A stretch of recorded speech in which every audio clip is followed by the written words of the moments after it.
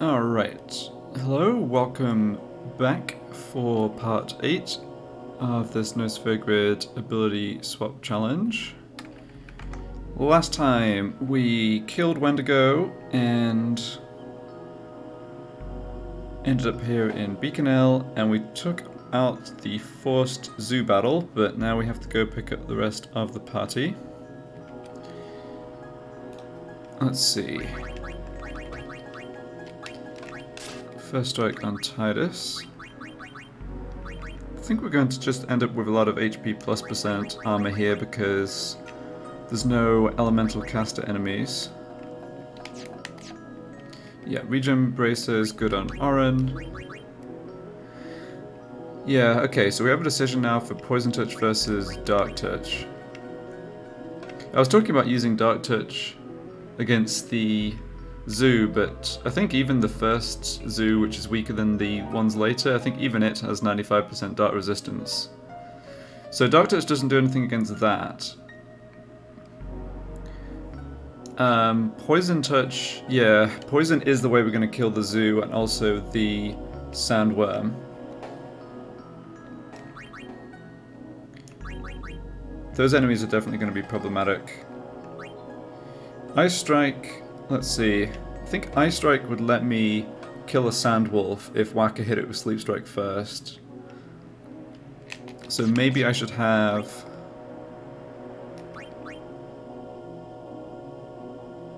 Yeah, let's maybe have Lulu stay on Poison Touch. Tough Bangle's probably fine. We haven't got Riku to steal MP from yet anyway. So, Regen Bracer, Frostblade on Oren, and yeah, Sleep Strike, SOS Regen on Whacker. That looks good.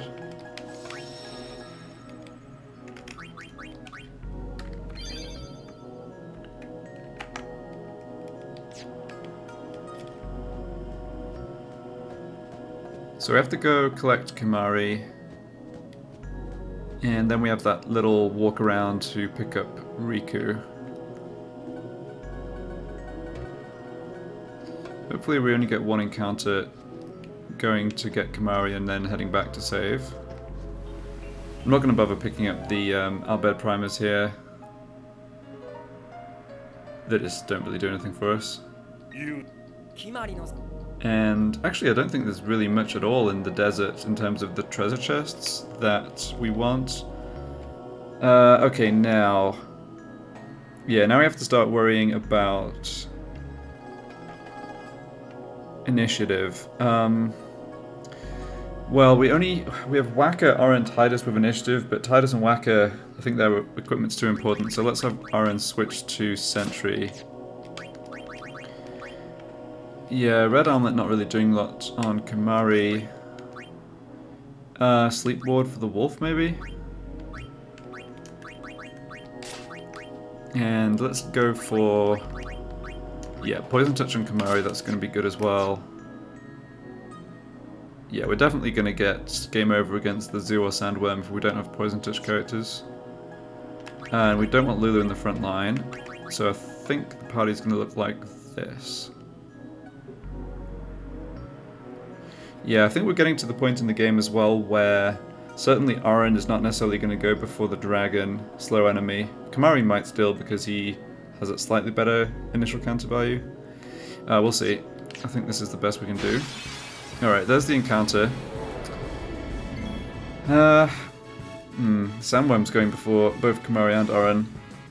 Yeah, not having a power break for this thing is certainly not ideal. So the strat here is just to win with poison. Fortunately, it doesn't have much resistance to poison. I think it might not have any, so it's just a coin flip on each hit. So how are we going to do this? We've got Lulu with Poison Touch equipped right now.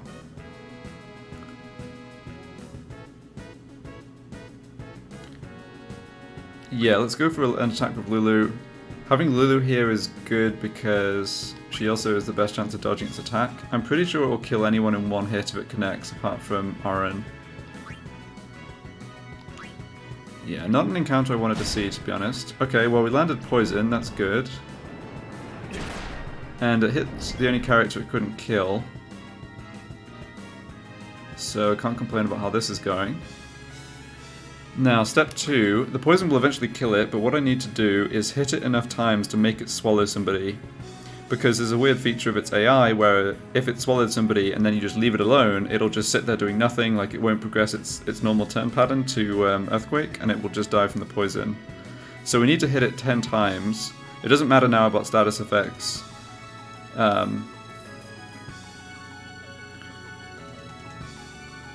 So we've hit it once. We've got 1, 2, 3, 4, 5, 6, 7, 8, 9 attacks here, but we're likely to lose characters. I don't think I can get this guy with slow touch with Titus. Oh, it is vulnerable to Sleep Strike, which kind of just...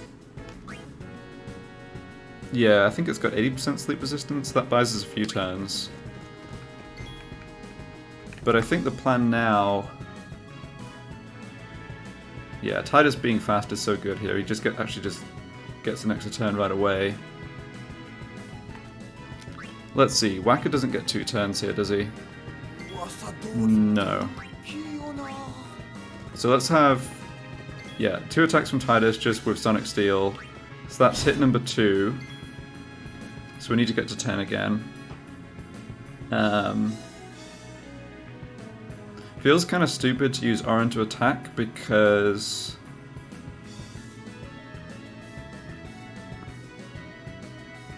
If he's defending, he shouldn't ever... Or, yeah, if he's defending, provided we have enough regen ticks, he won't die. But let's see, do I need to just maximize the number of hits? If I just defend with Orin... The question is, how quickly am I going to lose my other character slots versus how quickly are we getting through Sandworm's attack pattern to when he's going to use Earthquake, at which point we're going to get... Yeah, at which point we get game over. We're actually nowhere near Earthquake though. It has... I don't know if it's 4 or 5 attacks it does, but... That's not going to be the concern, I think. Alright, let's go ahead and just... Let's take Orin out of the party and just attack with these 3 characters. So, 2 fastest plus most evasive. If we land sleep here, fine. If not, no problem. And this is attack number 3. Yeah, the damage does not matter at all. I wonder if Osmos counts for the... whatchamacallit? Counts for the, swallow timer. Let's see here. Sandworm, counter AI. Has been targeted 10 times. Okay, it doesn't say HP damage. Alright. I will trust P. Berman's guide, and we get to target more quickly. Also has 100 MP, that's good to remember. So that was attack 5, this is attack 6.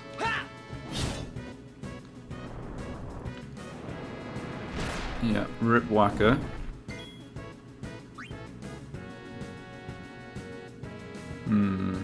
So we can get in 7 and 8.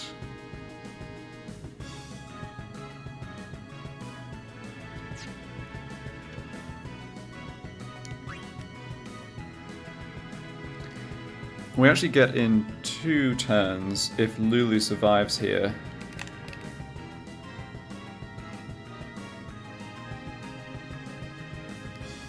So if Titus gets hit... Oh, we have... Oh, wait. No, we have another problem here. Obviously. The problem is that we can't go down to 1 character and have them swallowed. I'm pretty sure that's just a straight up game over. Okay, so we need to be more clever here.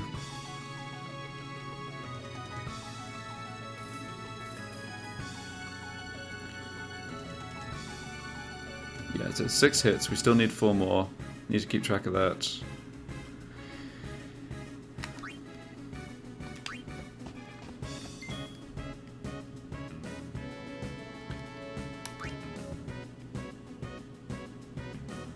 Okay, what I could do... So Lulu, yeah, everyone's going to survive a hit if they defend.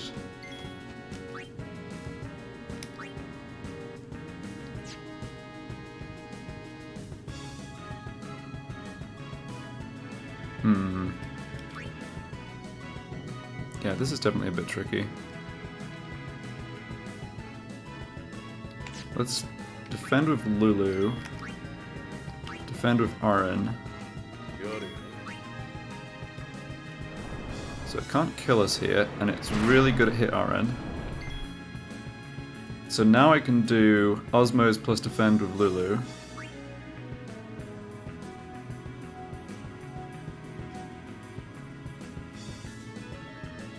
Yeah, and that's hit number 7.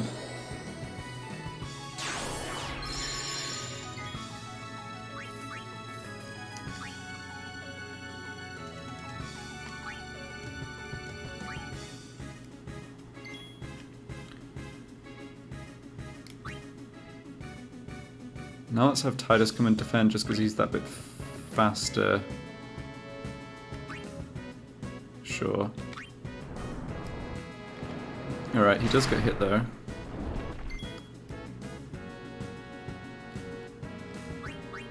Oh, we're one tick out on having Lulu pull that Osmos trick again. But Lulu is still at full health, so I think we can do this. Unless he readies Quake this turn, but I don't think we've had that many turns yet. So he attacked and missed on his first turn, then he KO'd Whacker, he's hit Aaron twice, and he's hit Titus once. Oh, maybe we have, that's 5 attacks. So let's see here. Yeah, okay, P. Berman's Guide says 5 attacks then readying Quake. That sucks. Have I miscounted that? It was a miss first. Killed Whacker, 2 hits on Owen, 1 hit on Titus. No. Oh, I think we're going to just be short then, because I don't think we're going to be able to land attack number 10 before he... Yeah, before it swallows someone. So I guess I had to be a bit more aggressive and just hope to get lucky with RM being targeted.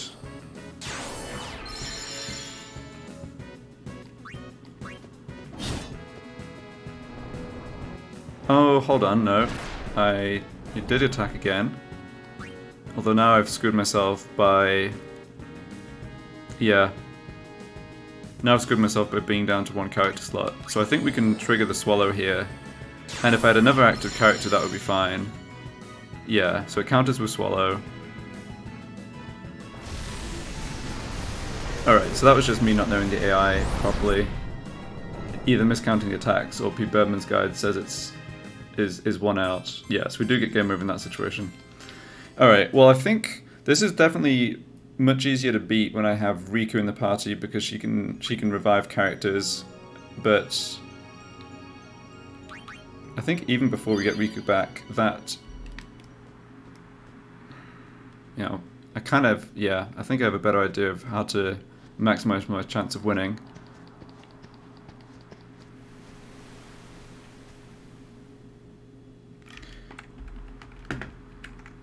I don't think there's any way I miscounted those attacks.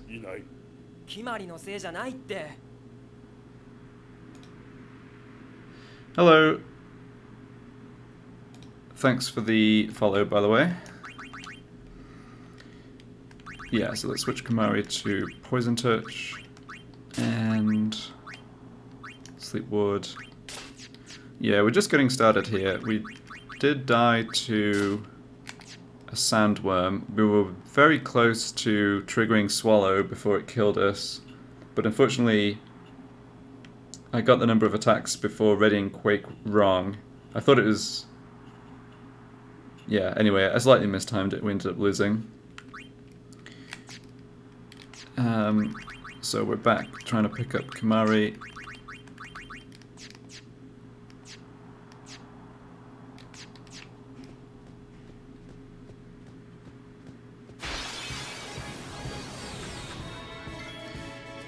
Okay, well, this encounter is not too bad.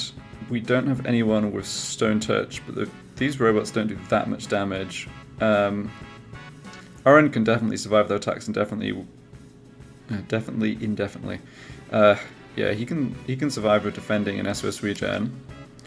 So these are vulnerable to darkness, but also petrification. I think what I want to do Yeah, so we've got 2 Stone Touch characters here. And none of my guys are going to die in one hit, I don't think. So let's just go straight for Stone Touch and try and take one of these out. Okay, that helps a lot.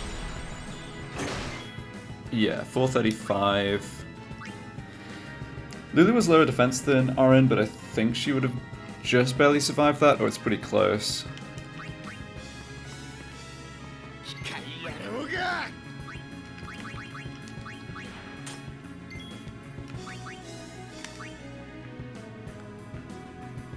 I guess we could kill this with Ultima, but that feels like a bad idea since we don't have a good way to get the MP back.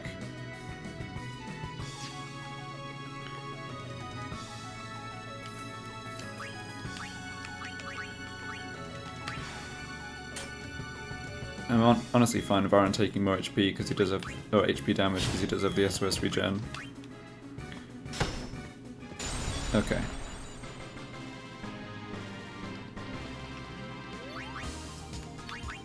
Alright, hopefully now we can get back to the save point before heading out to Riku. So that encounter is really not too bad.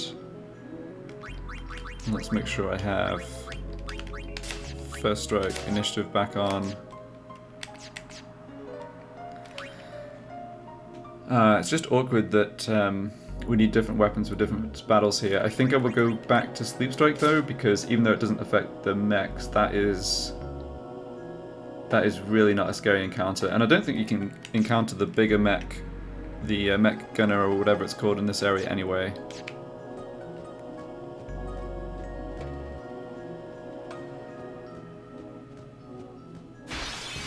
No, we did get an open encounter. Oh boy. Yeah, this is not what we wanted to see. Hey you Machina, the weird ellipsis is probably meant to be censoring out a square. Yeah, it could be. I must admit, I'm not really familiar with sort of like the language norms in the Japanese scripts of these sorts of games. I mean, I'm assuming they don't like go in on swearing or whatever, but yeah, that's funny. Alright, we've got to poison this guy as soon as possible. Let's do that with Lulu. This is a far worse encounter than the Sandworm because it's only 1 in 4 to get poisoned and it kills us far faster. But we'll do what we can do. Yeah, only Lulu has a chance of evading the attack and didn't. So Poison Touch with Kumari. Alright, it is poisoned. I think we're still just dead here though. Maybe I'm wrong and its attack's not that accurate. Yeah, this is just very bad. Let me just check the stats here real quick. Oh no, we are dead. Its accuracy 120 and its attack. I mean, I have Dark Touch, but it has 95% resistance. I think, yeah, I got mixed up yesterday because the Forced Zoo, even though its stats are weaker, it has 95% resistance to darkness as well, so I went with Poison Touch, but that was kind of, it was fortunate I did because Dark Touch does nothing to it anyway.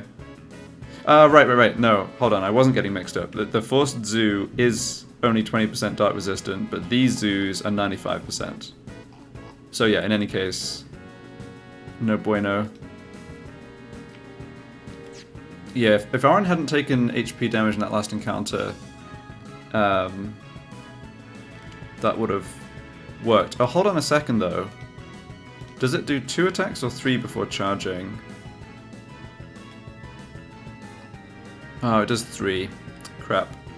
Yeah, so given how we were coming into this battle, we basically needed Lulu to dodge that first attack, which he was only 20-something% to do. Yeah.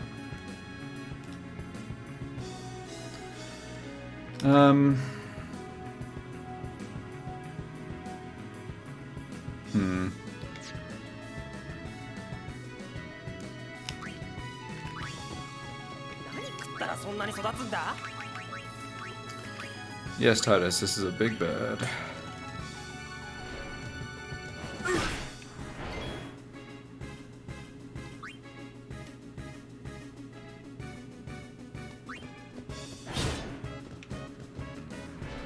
Alright, and that's the third attack turn. Yeah, okay. Yeah, Zoo is definitely the worst enemy to see at the beginning here. It's not great later, but having Riku with life will help a little bit.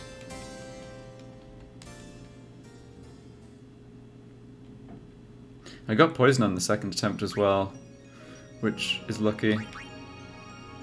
Alright, well, it's too bad we get 2 encounters here before picking up Kamari and going back. But yeah, I don't think that's a super common encounter, we just need to not see it basically.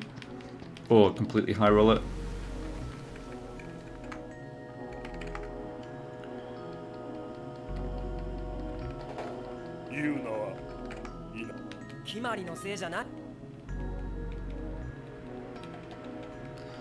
Alright, reset equipment real fast again.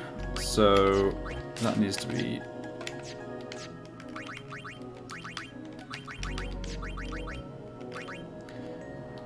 I'm thinking about this, like... I can just first strike Lulu in and Ultima the party with like wolves, dragons, little birds. So let's... So I think this is an argument. Yeah, I think I actually don't want Sleep Strike on Waka right now, just because we're only trying to get back to the Oasis and save. We're not trying to make it immediately over to get Riku. So let's have him start with Poison Touch 2. That slightly helps against the big enemies, which have been the game over so far.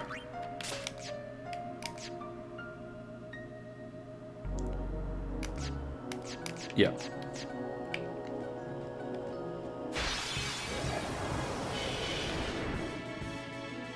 Right.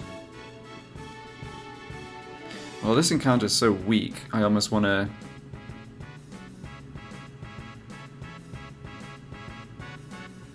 Yeah, let's try and do this without Ultima, because we don't have a recharge for Ultima, and we do have that one more encounter before getting back to the save sphere. So despite...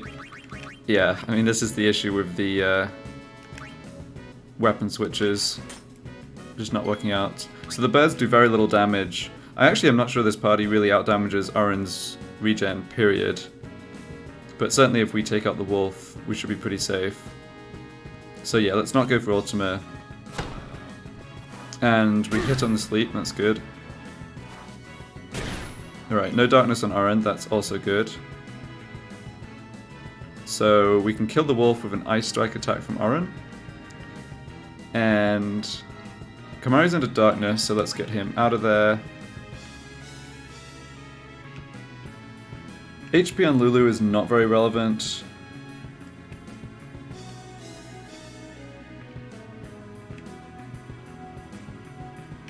So she can come in and just tank, I think.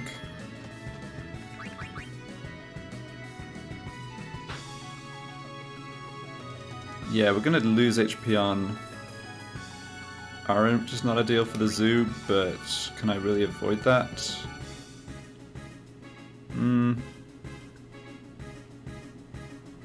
Problem is, Oren's in the front line for the zoo anyway, and he doesn't get a chance to defend before its turn unless it's preemptive strike. So I think we just, yeah, I think there's a limit to how much I want to really mess around in this encounter. So you just stand still. Let's get, yeah, it's definitely a free win. Just with SOS regen if I hit the wolf with Ice Strike on Oren. Alright, well he got hit by both birds but not put under darkness, so that's all good. Just try and put one of these to sleep, I guess. Okay, that's fine.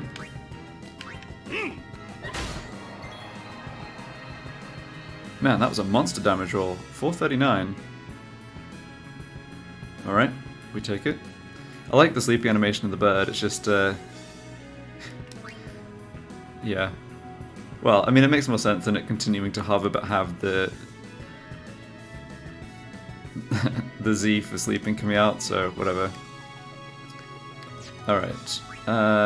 Yeah, we can just hang around here. Again, I really don't care much about damage on Lulu. Yeah, it's funny, isn't it? And they're weak to fire, I believe. We don't have a fire blade. I looked up... I did have the, or I do have P. Bergman's stats and AI guide up for this, just because I knew these encounters would be kind of rough. So Okay, so they're weak to fire, no other elemental affinities. They've got 430 HP. Yeah, so a fire blade would one-shot them, but we can just smack them with Blurry Moon. Guess we can also make a Death Touch attack, which is gonna at least guarantee hit because they're sleeping. Yeah, I mean, this is... Oh.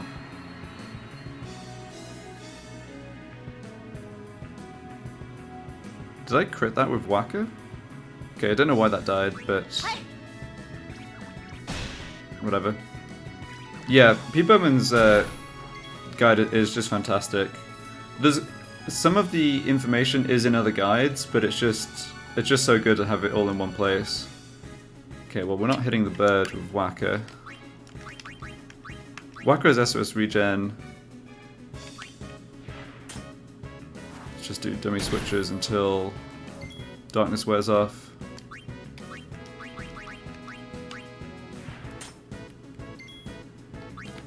Just take a swing at this silly thing.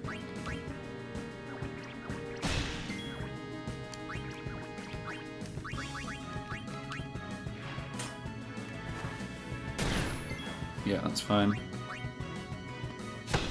Alright, now it's gonna die to RN. Anything else we have to sort out? Nope. Okay. Well, we're 2 for 2 on battles fought, or wins versus losses in these random encounters.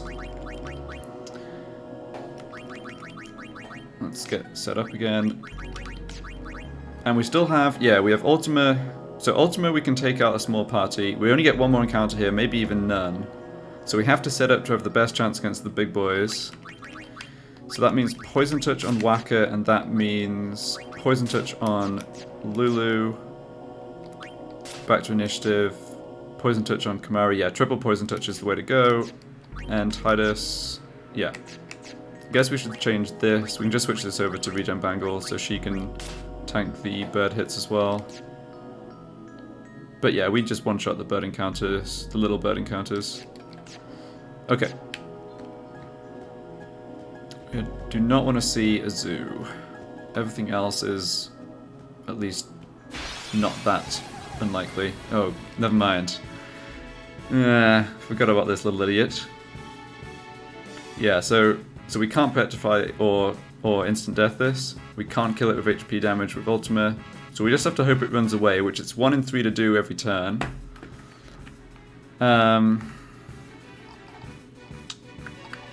So how do we maximize our chance of winning? It's gonna kill... Okay, it's stronger physically than the Cactor in the Thunder Plains. We can actually set up to tank its regular attack, which is good. It's just the 10k needles that's gonna wreck us, basically. Oren has enough HP to survive its attack.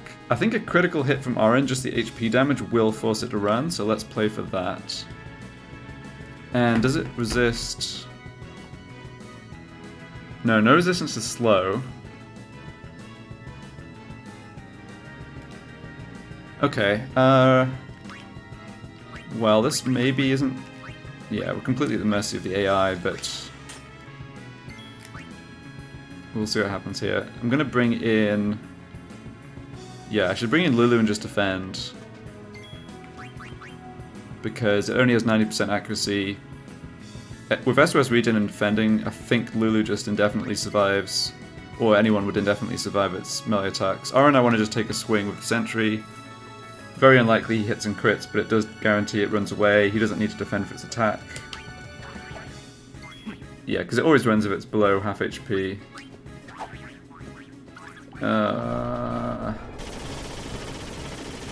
Yeah, can't do anything at all about that.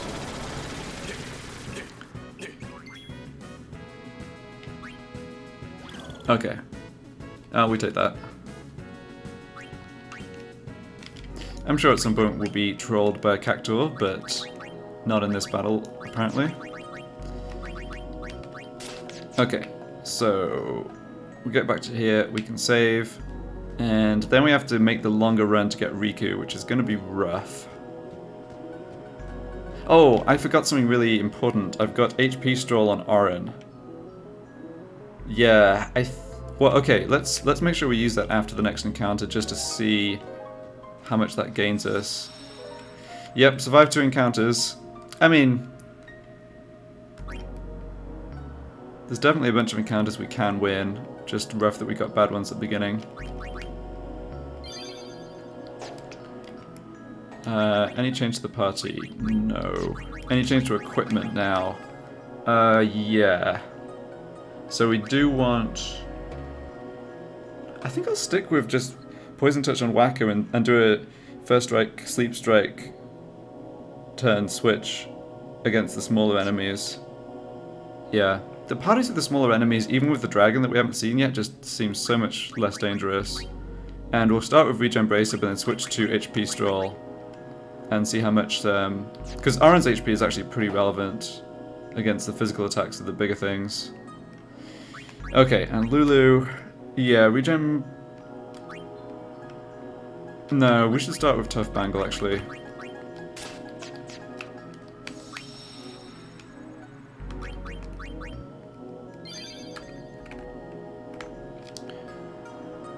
Alright, that's everything fine. Yeah, that's all fine. Okay.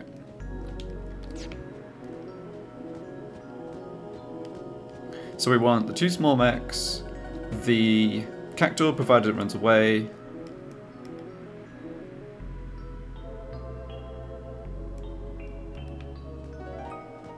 Okay, interesting.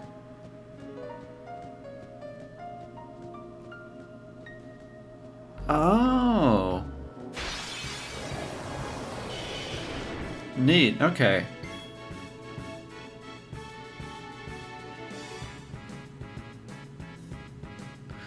So that explains why the total annihilation damage scales off Flux's magic stat, which I'd always wondered about. But yeah, something like that had to be going on, but it's cool to have it confirmed.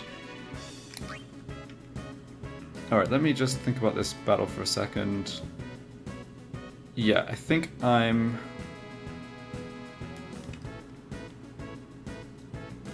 fine doing what I did last time. Let's hold on to the Ultima. This is so much less dangerous than... This is about as... Yeah, it's this and the double mech encounter that was just not that dangerous. Alright, we got sleep, that's good. Hit on Oren. Yeah, that's fine. Let's go for just the same start as before.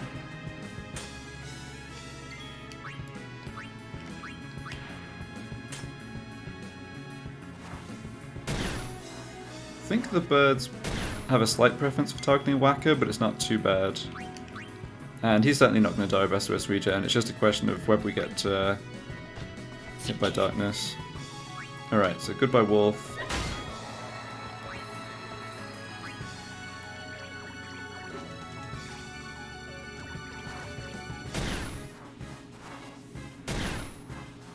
Okay, so now Whacker's under darkness. I have a question about the where you're getting the AI files. I mean, my guess would have been that like they weren't really like the actual code wasn't really available from the game, and you just have to reverse engineer it from compiled files. Is that right, or is there actually like I'm not sure how much processing you're having to do to kind of decode or extract this stuff. But your your comments and stuff about it in chat have made me really curious, because there's clearly at least a bit of stuff that's not included in P. Berman's guide, or it's not like fully described or whatever. So yeah, you've made me very interested in this. Alright, you're not doing anything useful.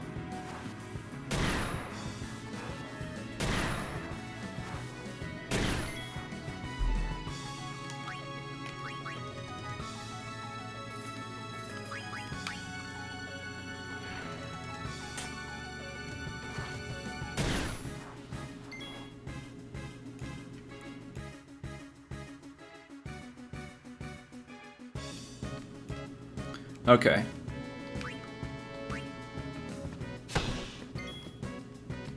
So you're just reading the raw... Yeah, okay. Yeah, that makes sense.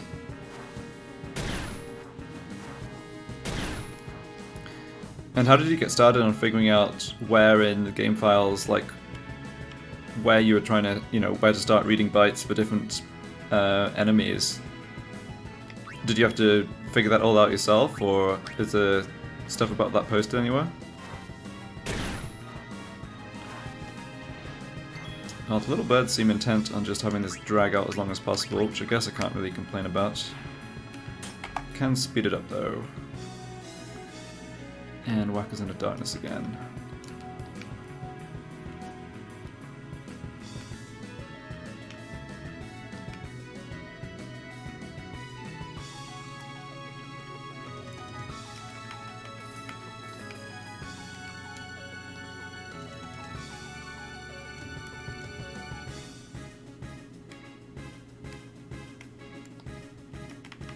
At least the they don't extend the darkness duration by hitting us while we're already under darkness.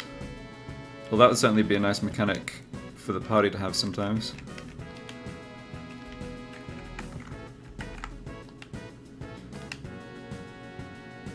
Lulu's Fatal Kate Sith just hitting twice in a row against the birds. It's good. Alright. Extracting whatever files seemed gameplay related from the VBF using a VBF extractor tool I found online. Okay.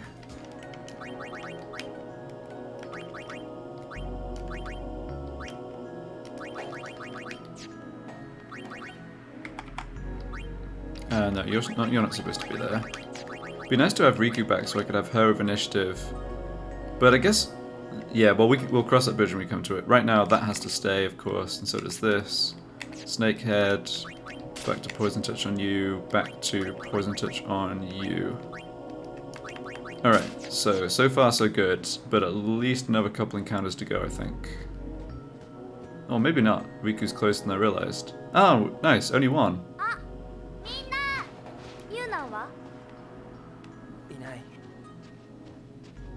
Oh, I see. That makes sense.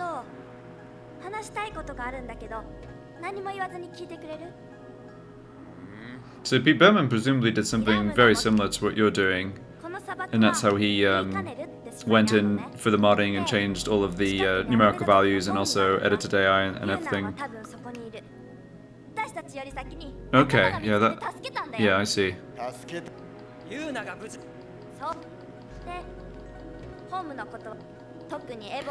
I don't know why I was thinking we would get multiple encounters there. I guess it's partly the encounter rate not being that high. I did forget to switch to HP stall on Aaron. I have a feeling though that it doesn't actually get you HP that quickly. I think MP stall is much better in that regard. Like, they didn't really rescale the MP HP stall effects in the way that would make sense. So MP comes back about as quickly as HP, even though obviously you need far less MP to do anything with it. Alright, so now we're going to get the forced encounter with the double small mechs. And Riku doesn't have steel, but that's still going to be an easy encounter. I think that fixes the starting party. I'm also... Well, let's see. Let's just do this, because I know that encounter's coming. Yeah, you start with Stone Touch. And I want you to start with this.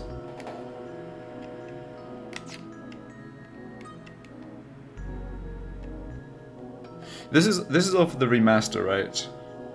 Yeah, I guess it must be.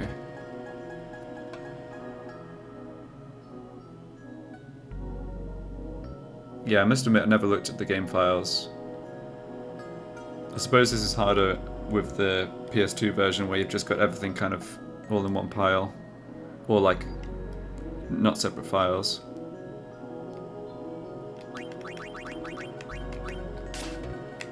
Okay, am I doing anything different gear-wise? Don't think so.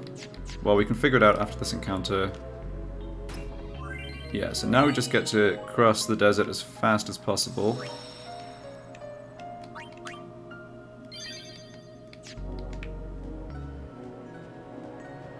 Oh, that's smart. Okay. Yeah, that makes sense. Oh, we should switch. Yeah, because I know that we're getting that force mech encounter. Let's have Waka of Stone Touch. Oh right, and Lulu for some reason gets put into the front line. That's random.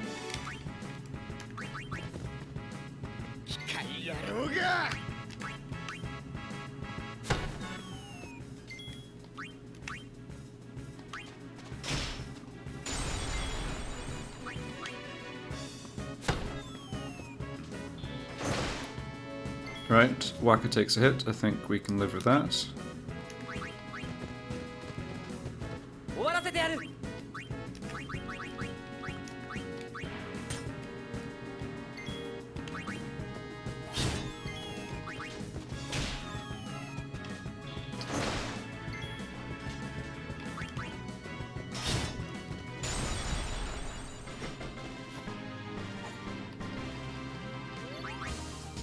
Okay, so you basically use the...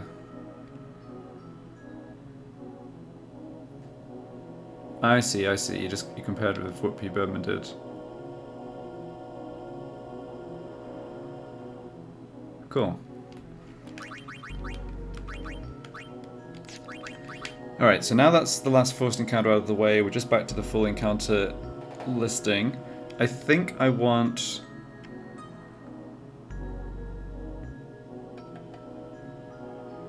Yeah, I think I want Riku with initiative. Auron with the Frost Blade. Yeah, we don't need another Poison Touch character. Okay, that said though, if I'm just bringing in Frosts...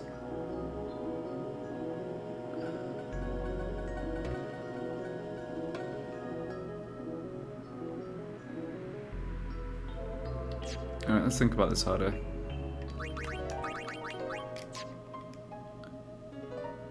Yeah, that's fine. And the formation is going to be... this? Yeah. Oh, I need an MP plus on Lulu. Shoot. Yeah. Oh, it's okay. We'll carry on. If we get a game over, we can fix that.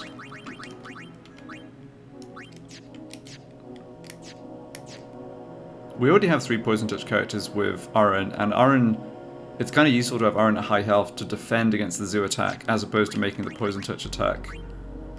That said, against the Sandworm, he's good for making the Poison Touch attack because he does survive the hit. So let's have you with that as well. I want Sandworm to be... I think Sandworm should be reasonably beatable. Yes, exactly. It's the MP plus to get 90 MP back in 1 Osmos, and I had it on my mind and I just forgot about it. We might be alright still though.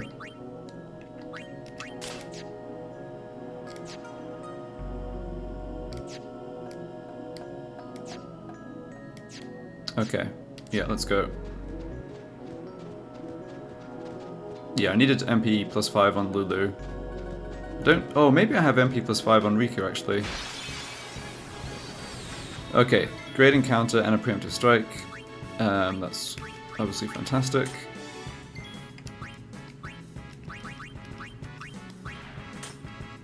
We just go for triple Stone Touch.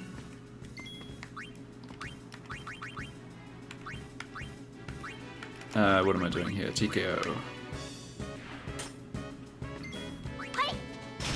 Good. Alright, easy enough.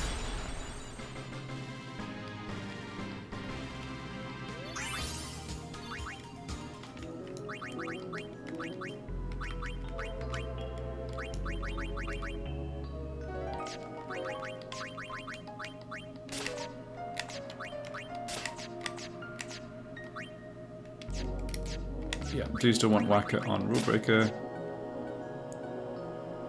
I guess that all that happened from our point of view that battle is we made a gain of 200 odd HP for Waka, which is... yeah, I guess that's useful against the little birds. He doesn't need to just come in and defend on his first turn now. Okay, let's go.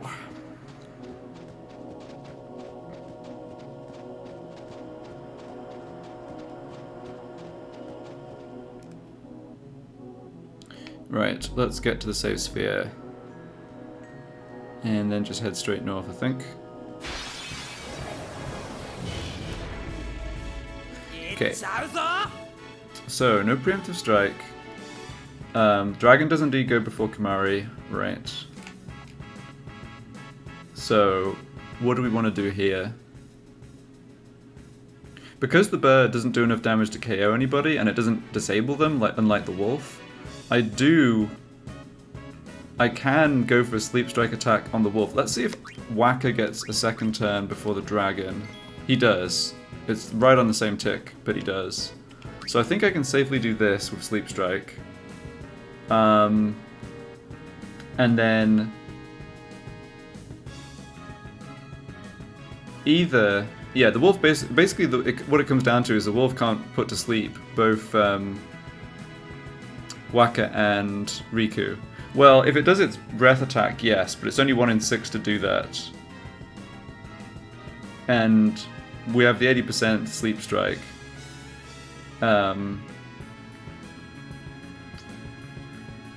We also have the option of switching.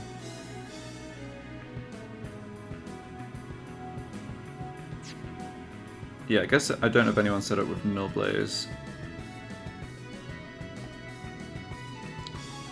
But yeah, it would definitely kill us with the Fire Breath minus having Null Blaze up, and it would kill a character with his physical attack.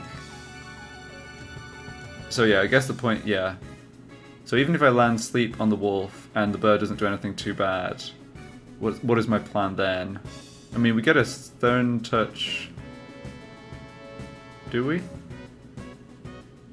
No, I don't think I can switch weapon with Riku and attack the dragon before it gets a turn. No, yeah, she's a little too slow for that. Because we know the dragon's going on tick 45. And I don't think Riku goes before tick 34. So 34 plus 12. I mean, this is kind of the party that Ultima is actually useful for. I'm just debating about whether I can possibly avoid using it in case we get this one coming up again next time. We could maybe the wolf is just not that dangerous and I should go for Sleep Strike on the dragon instead. No, Waka doesn't regenerate enough HP to survive the wolf attack, I don't think.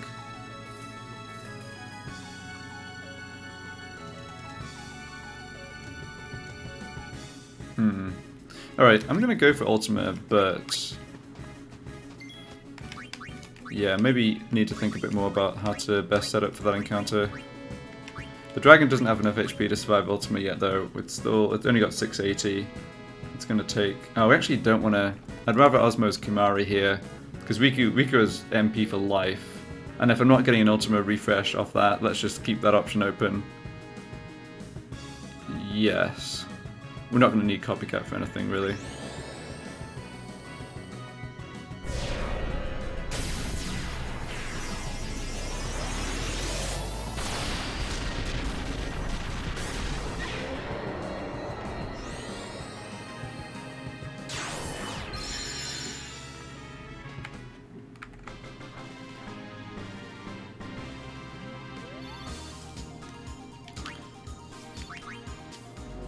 Okay. So Aaron is still at full HP, we don't need to use HP Stroll. Let's go back to this. Really awkward having not having Yuno as just a faster character to get that extra turn before the dragon here, but obviously we're stuck like this.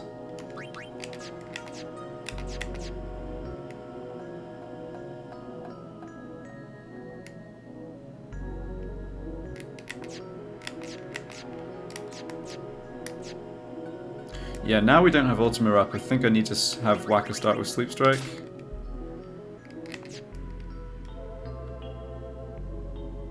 because that way he doesn't have to change weapon, and he does get 2 Sleep Strike attacks before the dragon.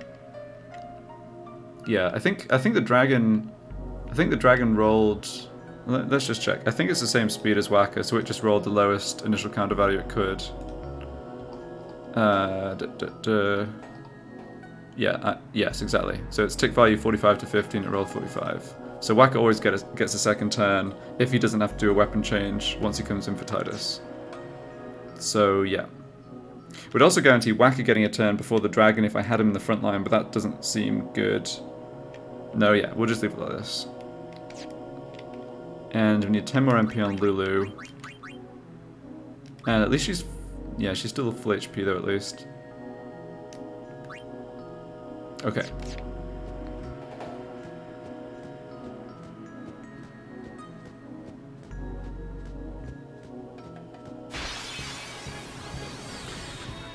Very lucky with these encounters. Now, it's not a preemptive strike, but we should still have a good chance of winning this. We also have high HP on most people. So yeah, just go for triple Stone Touch again. Go for this one. And Riku, I believe, is healthy enough to survive an attack here. No, she isn't. Okay, these guys are a little stronger than I thought.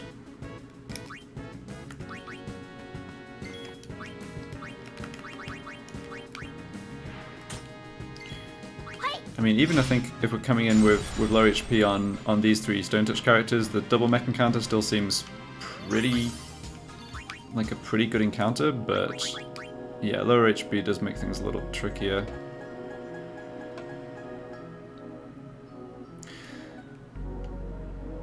Yeah. Let's go to the save sphere and think about formation again. So, initiative on you, first strike on you, sleep strike on you. Oh, I maybe should have done I maybe should have osmosed a character. The Machina don't have MP, and so I wasn't thinking about using osmos there, but I could have just osmosed like Titus or Waka.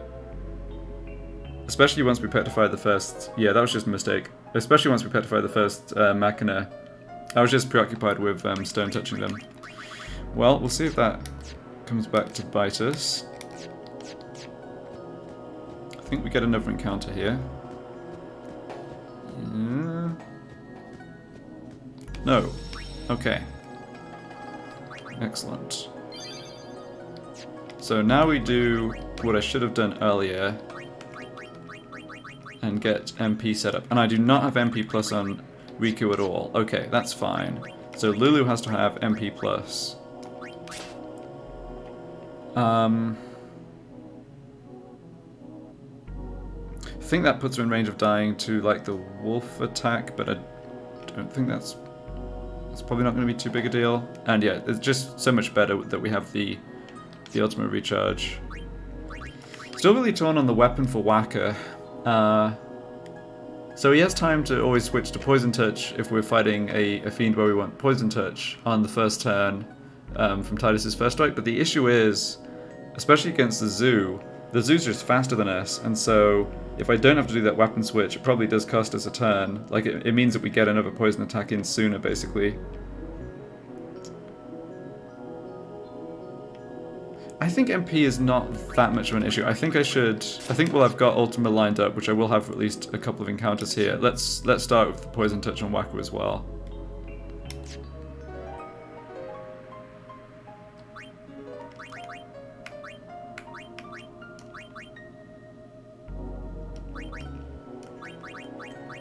Yeah, we two-hit the dragon with Ice Strike, but again, it's the same math as with Kamari, where Orange is not going to get... We just don't have a way to have Orange take 2 attacks before the dragon. Oh, hold on, that's not true, is it? If it low rolls its... Yeah, if it low rolls its initial counter value, he would have 2 turns if I switch him for Titus. Kind of relies on him not getting put into darkness or put to sleep by the other enemies.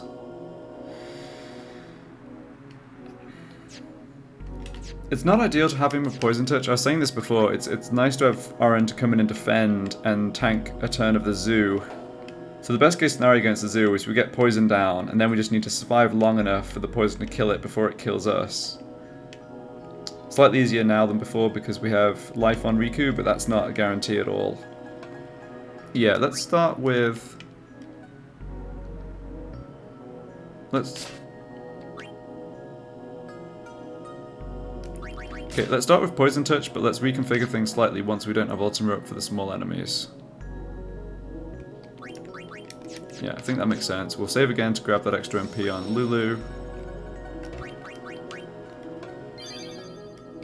Okay, so we're just gonna head straight across the desert here, not bothering picking up anything. Another really lucky encounter for us. Too bad we don't need to replenish MP here, because again it would be really easy to do so.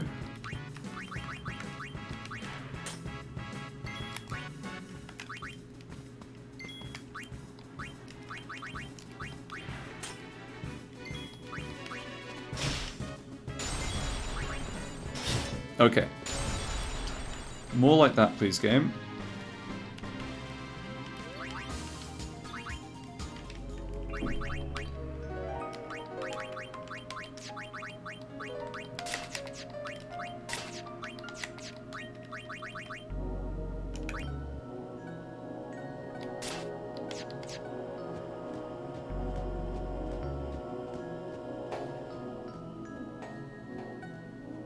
So if I was going to farm for SOS Reflect, I would use the autosave we just got here and run around at the start of this area.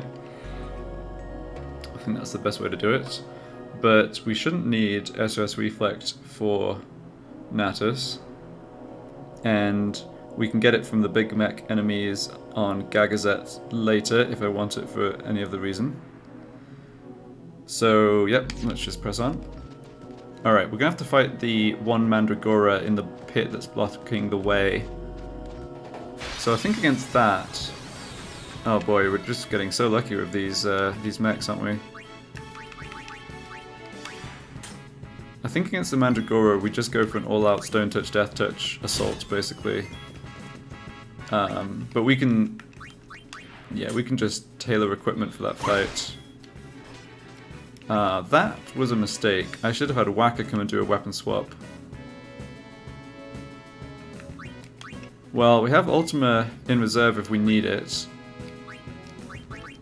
Let's just see what happens here.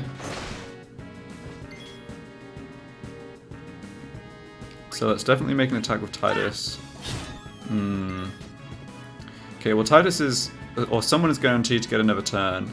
So we can make another Stone Touch attack, but if we don't inflict Petrification and someone gets KO'd, I will have to Ultima this, which sucks. The game is, of course, giving me a kick for saying this is an easy encounter. Hey Blitz, it's going alright. I had a couple game overs at the beginning of Bikanel, but since picking Riku up, we have seen a ton of these little mechs, and they have been pretty okay. Oh, right. So now Tidus can attack. Okay, good. So we saved the Ultima.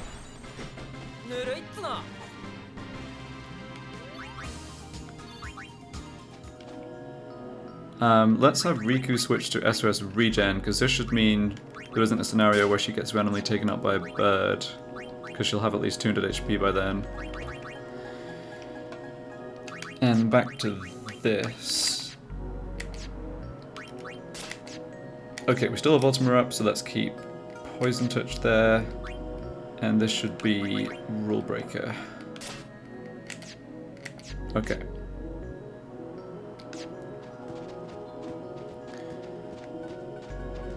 Yeah, so because of Bio on unit, I was just saying we're going to skip SOS Reflect. This encounter again. Yeah, and everyone has time to attack, so...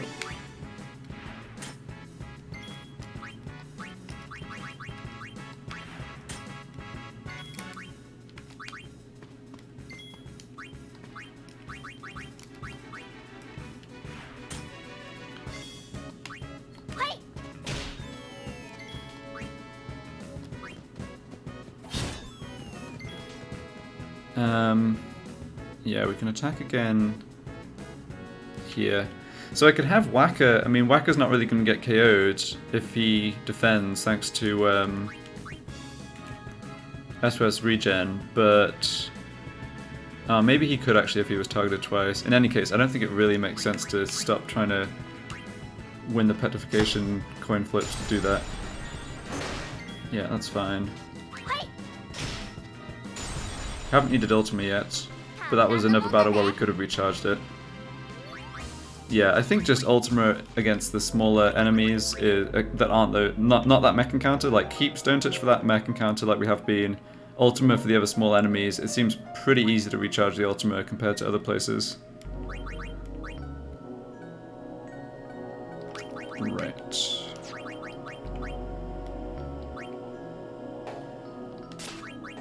Yep, you can keep that on. And back to back to Rule Breaker. Nothing we need from these chests. There is a chest somewhere in the desert with 10k gil, but we don't need it, and I don't know which one it is. So yeah, we're just gonna skip everything. All right, we meet again, Mr. Sandworm. Oh, Kimahri gets a turn before it. That is good. And we found out in the first time we got a game over, but we did learn that Osmos does count towards the swallow counter, which is very useful. First things first, though, we need to inflict poison. Yep, and Aaron can survive the physical attack, even without having access to Power Break, so it makes sense for him to come in and do this.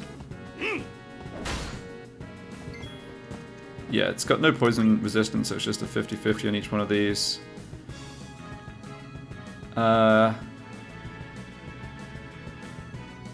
Okay, so Sandworm is faster than Aaron and Kimahri.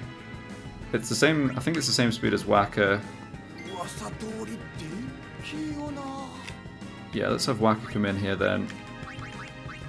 And yes, he already has the Rule Breaker equipped, right.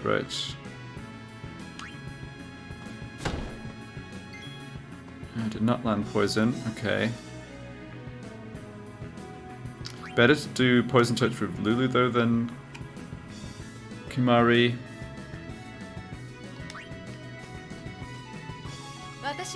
Because of her evasion.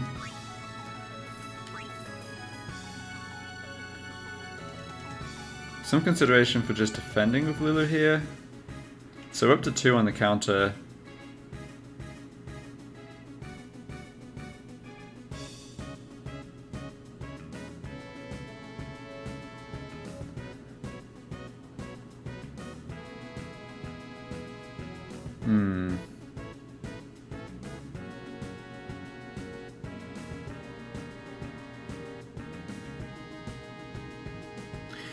That's tough.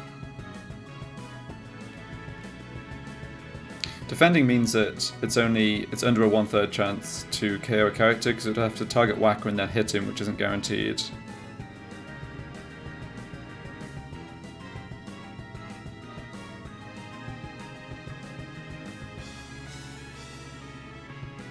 Last time though, we did also have the problem of running out of turns. It was a problem that we had someone KO'd. But it was also a problem that we didn't have enough time. I think Lulu's too important to... yeah. Lulu's kind of important because she does have Osmos. That adds on to the swallow counter fastest. Alright, I'm going to defend with Lulu. Not 100% sure this is correct. Yeah, I know that the Worm gets 2 turns before Aaron's next turn, but we really do need poison. Oh, it missed Aaron. Okay, well that's great for us.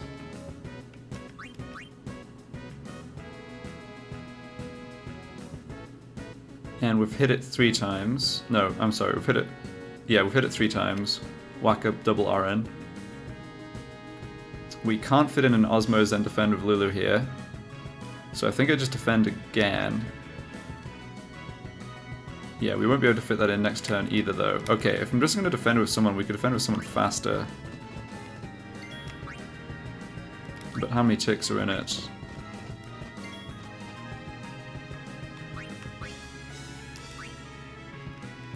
Oh, it's off the bottom of where it shows the tick separations. Yeah, let's have Titus defend. Let's keep attacking with Whacker. So we're up to, yeah, we've still hit it 3 times. This is going to be 4.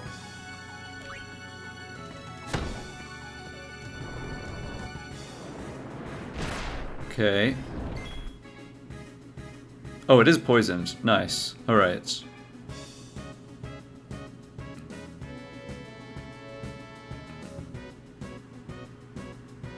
Yeah, I guess sometimes the animation doesn't show. So it's done 2 attacks, and we need to get up to 10. Definitely think, first things first, Lulu, 'cause she has time to get out of the party. So we're not doing this for MP, we're just doing it to make it swallow somebody faster. Is this thing vulnerable to Dark Touch? No, it's 50% dark resistance. Yeah. It is vulnerable to sleep though. Admittedly with a big resistance. But it'll still help us a lot to get it put to sleep. Can we fit in an attack with Riku and then switch her out? No, not quite.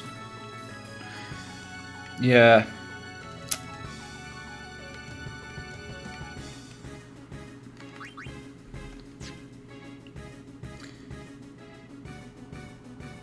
We can't have the same thing happen as before where we lose 2 characters before the swallow. On the other hand, we've lost no characters so far, so that maybe makes me think I should just continue attacking.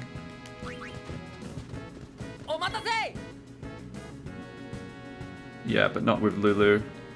Sure.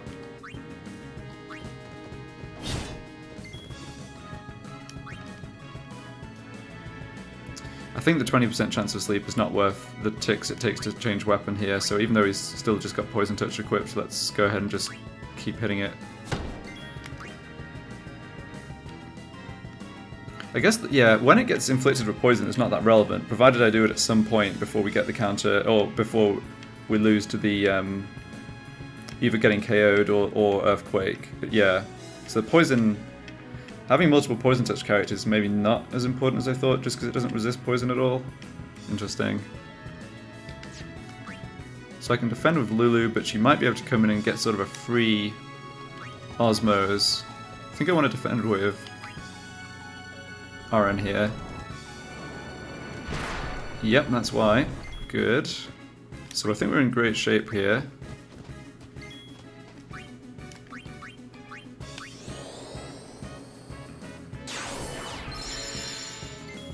Let's keep attacking with fast characters. Yep, slightly prefer Tidus over Riku because of the evasion. If she's not going to get a completely free turn in time to switch out.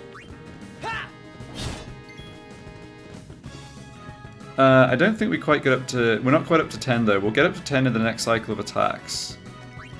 Well, I guess that depends a little on who gets KO'd. So right now... I should have kept better count though.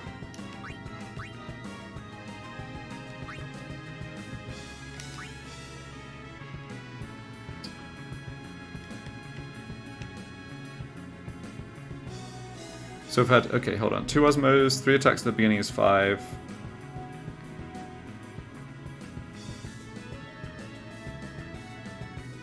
I think we're only up to like 6 or 7. Yeah. We can have one more character. We can have one character KO though, so let's go ahead and press the attack. I will bring in Riku for Whacker.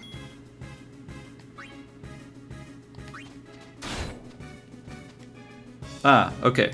I did lose count. Alright, so we're fine. Yeah, no problem for Riku to get swallowed. And we don't even need to do any MP shuffling around, so yeah, we just defend and it dies. Let's have Aaron come in and regen up, since that's pretty free.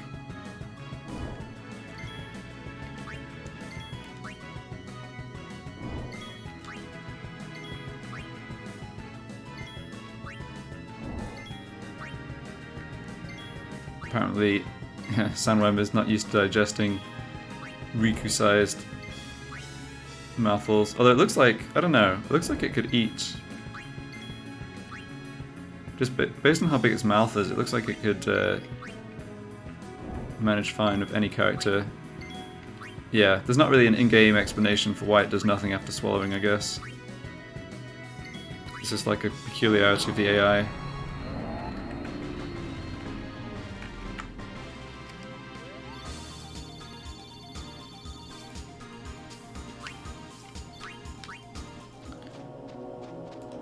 Alright, so as you were, equipment-wise, I think.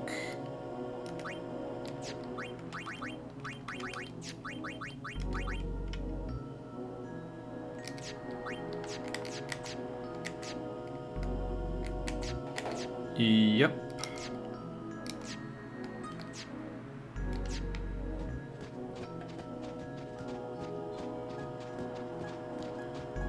So I think we get one more encounter than the Sandragora? Oh, maybe not. Okay. Well, that's fine.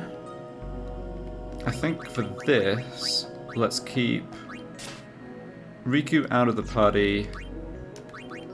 Go for Stone Touch, Death Touch with Tidus Wakalulu.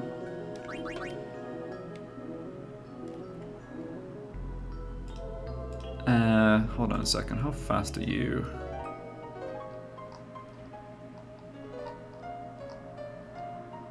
Tick speed 13. Okay. And strength 25. Oh, it's 100% confusion, and it's going to always hit us. Oh, it has a small chance to miss. Small chance to miss Lulu. Oh yeah, it's 80% sleep resistance again. Right. Yeah, we are just hoping to just kind of get the 1 in 4 instant death, aren't we? Yeah. So strength 25. I think that's going to KO anybody. Actually, let me run the numbers on this, because I might not want Kamari in that third frontline slot.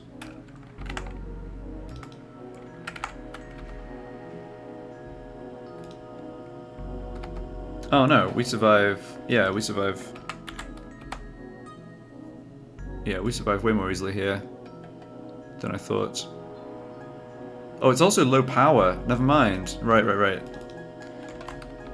Yeah, so damage is very low. It doesn't really do over 300. So let's prioritize Confuse Ward then.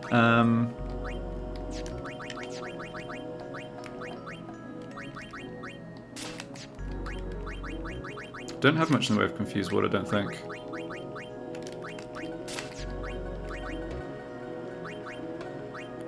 Yeah, Riku has the issue that she doesn't survive the HP damage anyway, so that's whatever, I guess. Oh, I have 3 Confuse Wards. Alright, fair enough. No good, no useful weapon for Kamari though. Okay, well let's have Kamari in the front line. It doesn't matter too much tick initial counter value wise. If Kamari tanks a hit and resists with Confuse Ward, that's somewhat useful. Yeah. Do you have Confuse Ward? No. Alright, well this can go horribly wrong, but I think we're ready to give it a shot. Too bad I don't have... Yeah, Lulu I think... No, Lulu won't die to the HP damage either.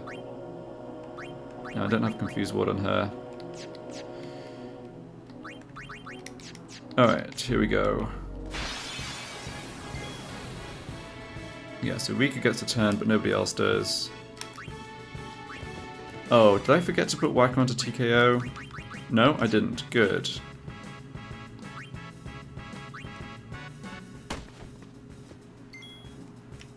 And I want Tidus to be the one here to do the weapon switch. No, I don't. I want to go for... No, we just want to make a second 1 in 4 to just win right away, don't we? Hitting anybody and confusing them is pretty bad here. Oh, nice. Okay, good job, Lulu.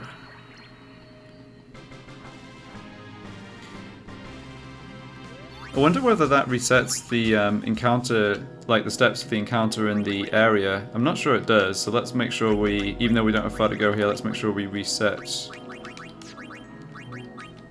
properly. What was your armor? Just that for the wolf, okay.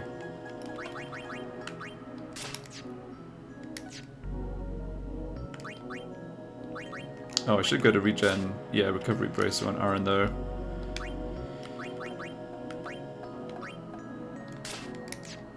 Yeah.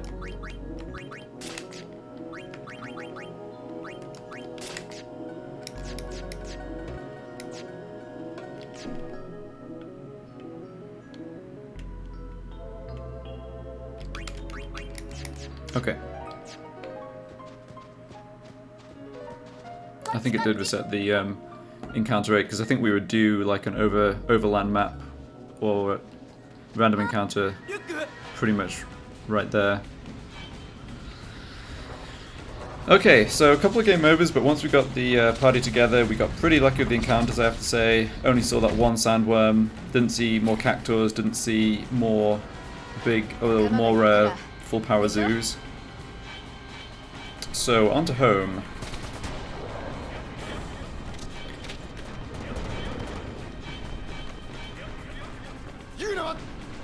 Alright, I'll let this play. I have to use the restroom. I'll just be back in a couple of minutes.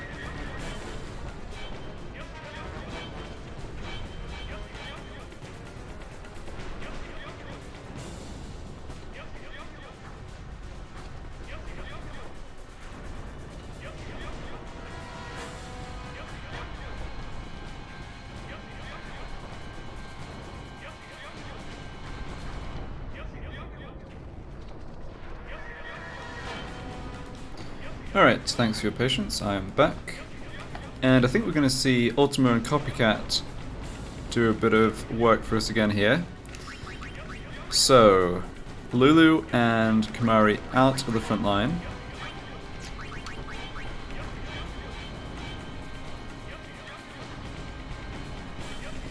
The Guado Guardians here are going to survive Ultima, but they have enough MP that they give MP for the next Ultima right back to Lulu. And then irrespective of what happens to Lulu... Yeah, I think this is going to work out really well, actually. At least The Chimeras are a bit of a problem, but all the other fiends we can deal with, I think. So, don't think we need the magic plus 20 on Kimari, but let's switch to it anyway. Yeah, let's go to red armlet. This should be...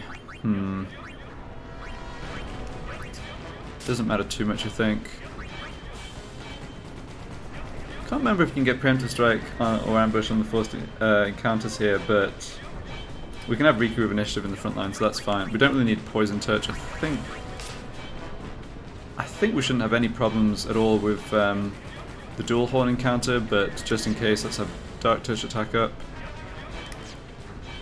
Yeah, this should just be magic plus. Didn't realize I picked up a Cactuar scope with magic plus 5 and sensor. I guess that was from... Yeah, not sure where that was from. Well, you can stay on that. Yeah, we do want the MP plus 5.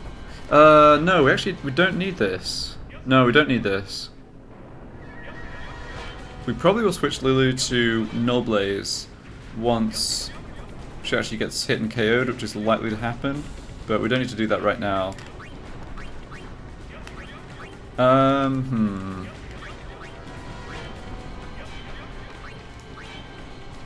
Probably then this doesn't matter too much.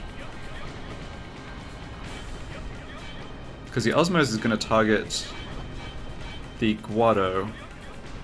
Yeah, we got lucky, I think, and dealt okay with the battles we had to fight. It wasn't... I was expecting it to be a bit harder as well. Okay, I don't think this equipment matters too much. Let's stick on Magic Bangle. Now, does this matter at all? So the HP definitely matters in terms of who's going to get targeted by the Guado, but the Guado AI does change if Lulu's in the party. I think she can stick on Regentage, that's going to be fine. Riku is fast enough to go before the dual horns here, which is going to be really important for us to get the copycat ultima down before they have a turn.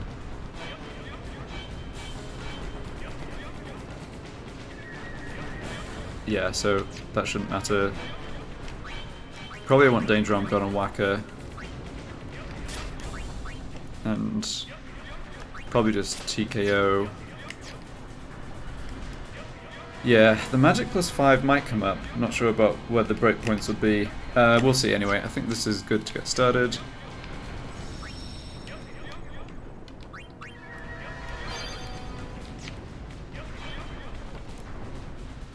Oh, what's Waka doing in the front line?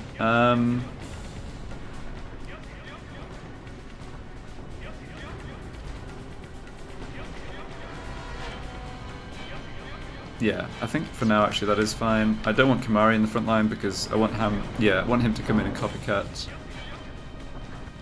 on Riku's turn here.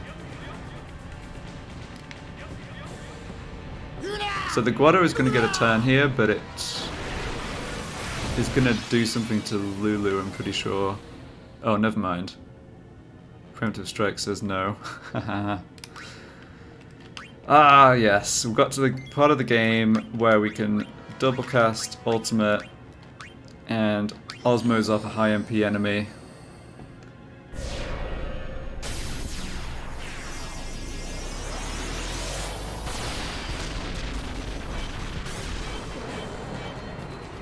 Well, that almost killed the Guado. I think he's got 2600 HP. Do they not auto potion here? Or maybe Ultima bypasses the auto potion. I thought they still did. Hold on.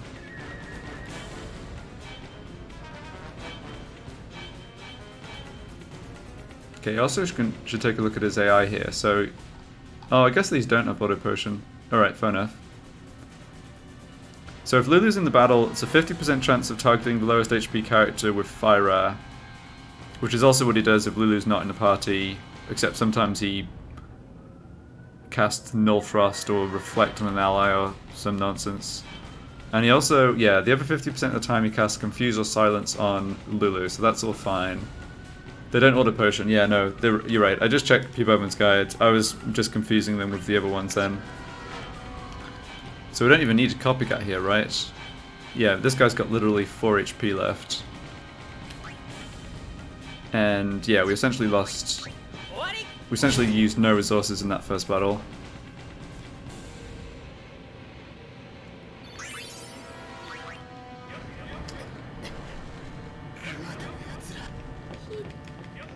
Alright, so in this next one...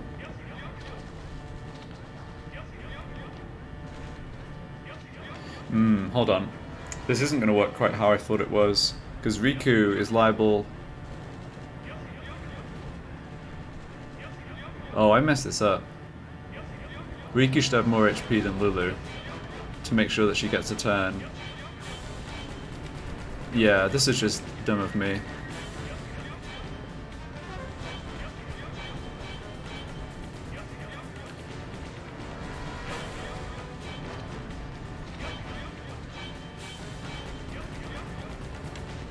Yeah, so for the forced dual horn encounter, the dual horns don't die to Ultima.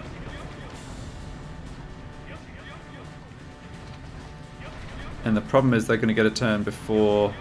Well, it's worth having Whacker in the front line. Yeah, it's worth having Whacker in the front line.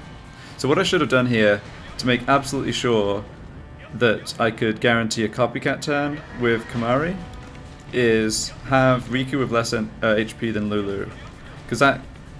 I'm sorry, other way around. Have Riku with more HP than Lulu, because that 100% guarantees the Guado would only target Lulu with his magic, and I don't care what happens to Lulu once she gets her spell off.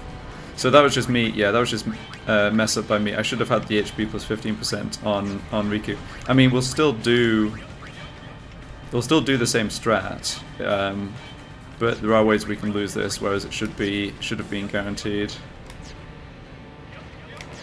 Yeah, I mean, I can't reduce Lulu's MP below 380, and I can't increase Riku's here, so it is what it is. Alright, let's see what happens.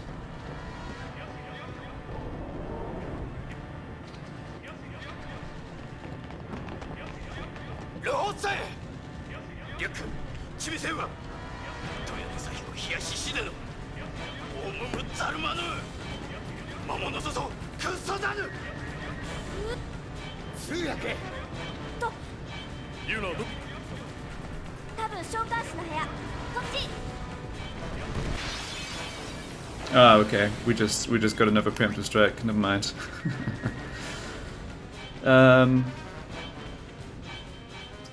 Right. So we're going to be down 28 MP on Kamari, but that doesn't matter. Yeah.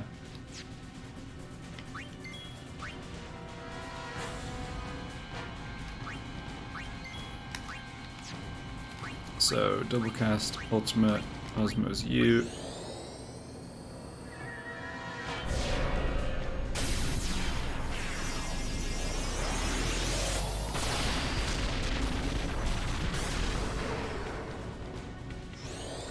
Oh no, Ultima, but nobody died.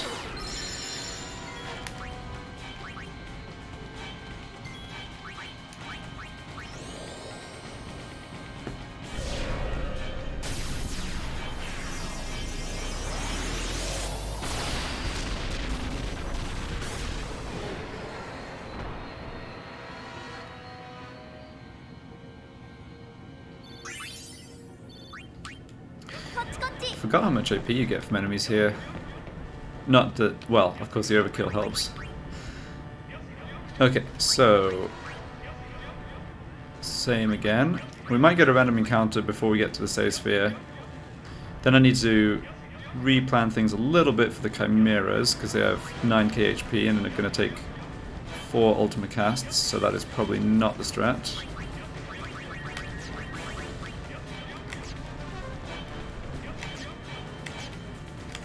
Yep, everything here is as good as we can do right now.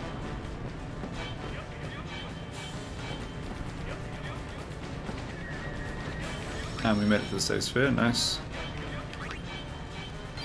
Okay, so in this case, what am I doing? I'm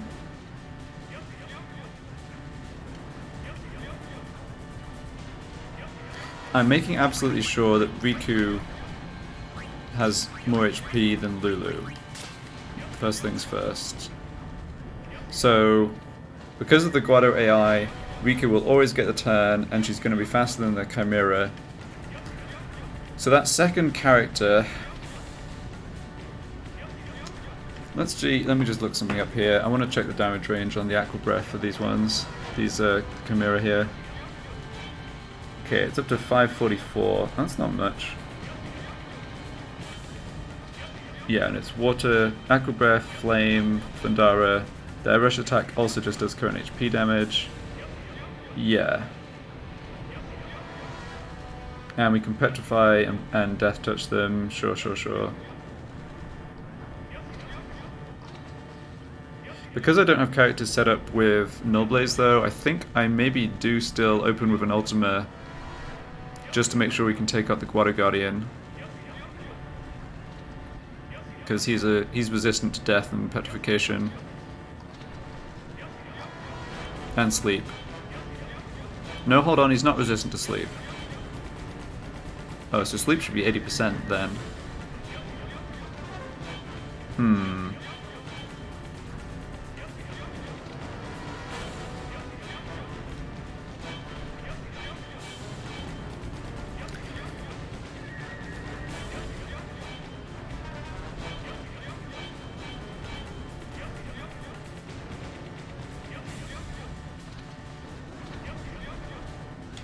Alright, let's have...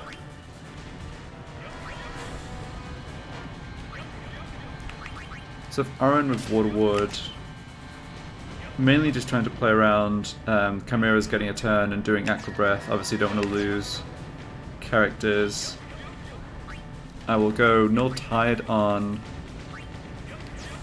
Tidus.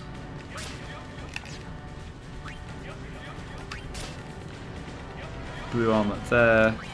This probably doesn't really matter.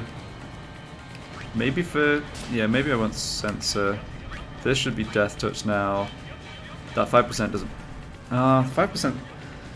If I'm doing an ultimate at the beginning to just try and take out the Guado, that slightly does help.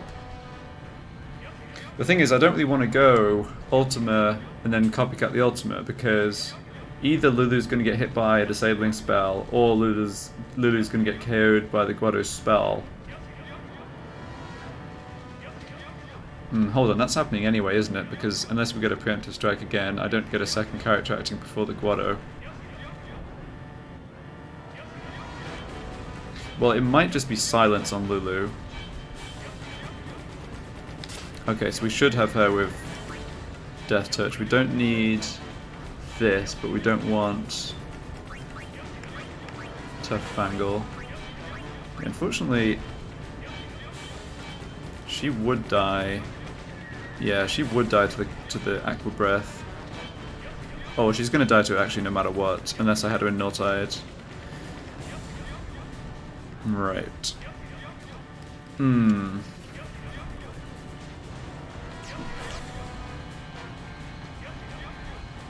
Whack would only die to double Aqua Breath. I think Whack... yeah. Alright, we'll give this a try. I mean, obviously it's not too much to have to replay, just having to do the Chimera battle again. Wouldn't be the worst to get... I kind of like to get a magic plus 10% from the Chimera, but I don't really feel like running around here. If anything, I want to do that farming on the airship, where we don't have to fight the Guado, just the other fiends. So yeah, let's go ahead and get out of here.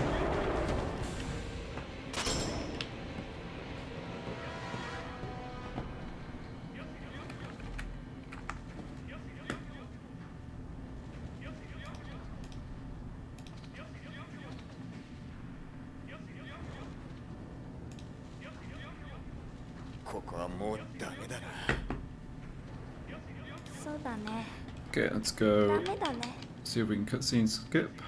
アルベド族にはふるさとがなかったんだ。昔住んでた島は死にやられちゃったからね。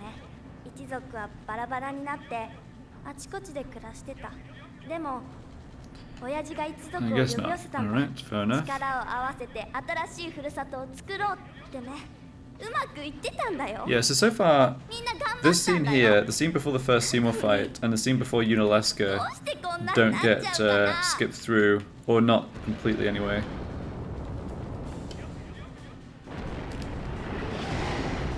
Good to know.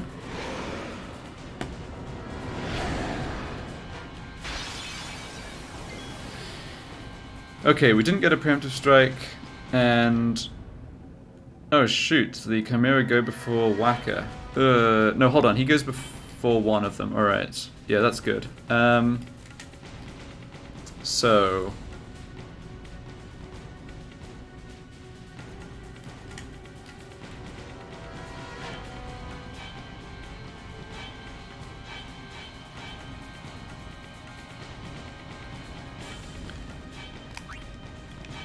The advantage of having Lulu in the party is that the Guado is not guaranteed to kill her, and if it casts Silence on her, in particular, that's kind of a waste of its turn.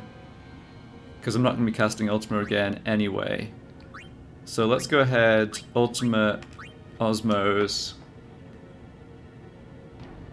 The Guado might confuse her, which wouldn't be great, but is probably not too bad. It might just kill her with Fire, which we could have set up a SOS null, but that was a bit annoying. Yeah, we'll see what happens.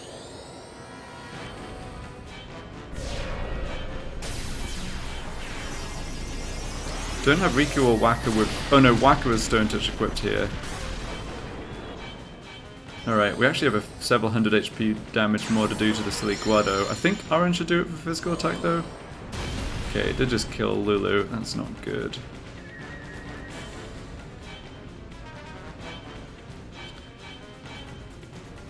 So I have life with Riku, but don't think this is the time to use that, since we don't know where we are in the attack cycle of the Chimera. Yeah, I mean obviously they're not going to die to another Ultima. That guy will die to an Aaron attack though. So... I mean, I guess there's not much downside of instead copycatting with Kimari. Wait. Can we survive? No, it makes more sense to have Aaron in the party. I think he can survive. Sorry, I'm just looking at the numbers here. He can survive, or he can sometimes survive double Aqua Breath. Oh, Kimari has Water equipped though, so that's not an issue. So Megiddo Flame, Magic 25, damage 35. I think that's killing... Yeah, that's killing everyone. So that's not a consideration.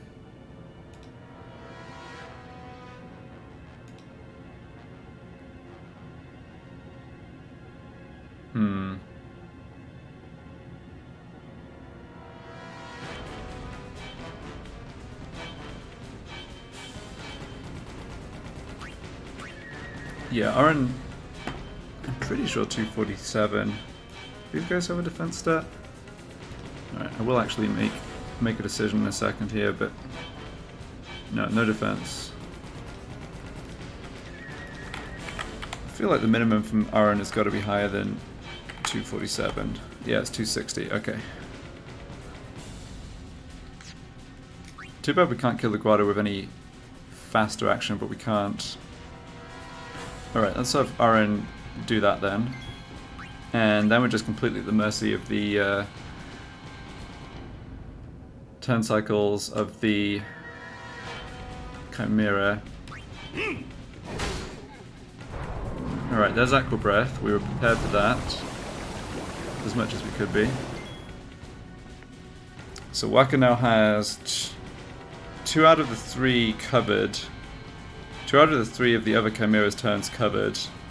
And the Chimera that just did Aqua Breath is going to do Fire next. So I think this is a good opportunity to keep Waka in the party and go for Stone Touch on Chimera B. I mean, that seems better to me than bringing in Riku and casting Life on Lulu, because that would take out our best setup character for the second Chimera's turn. Yeah, I think a 50-50 of just taking out the second Chimera right now is worth it. Uh-oh. Shoot, that one also did Aqua Breath. Yeah. Of course, if I'd known it was going to do that, then having Titus with his...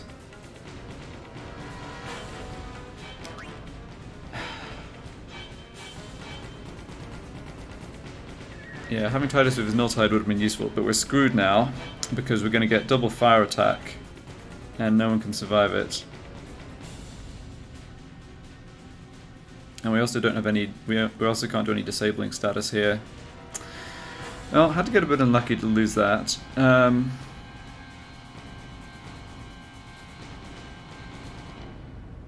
We are just dead though, aren't we? Yeah, because Waka doesn't revive in SOS HP.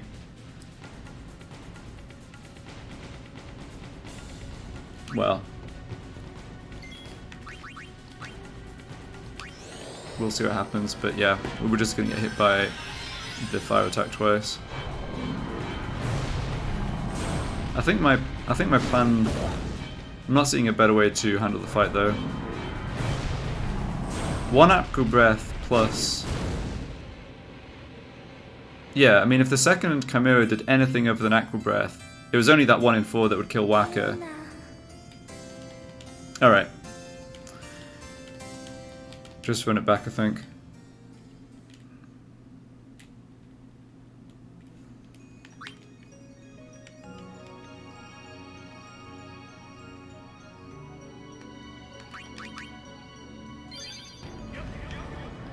Let's see, if I do...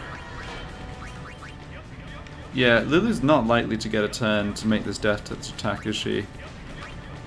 But that let her survive. No, none of this stuff really helps her survival-wise.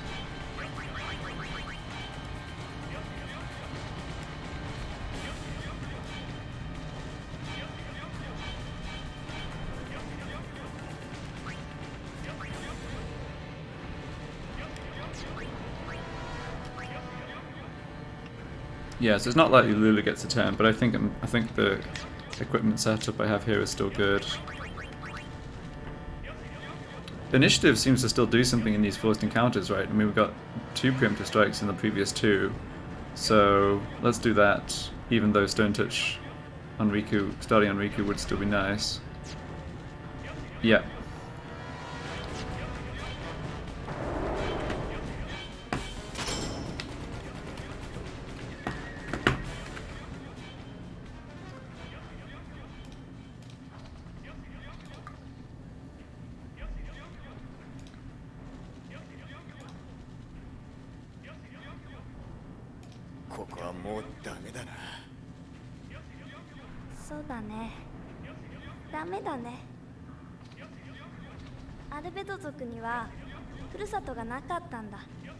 I think if we're just down to one Chimera as well, like if we land that Stone Touch, then we can juggle around characters to basically be immune to all their attacks, even though we're not coming in with SOS HP set up.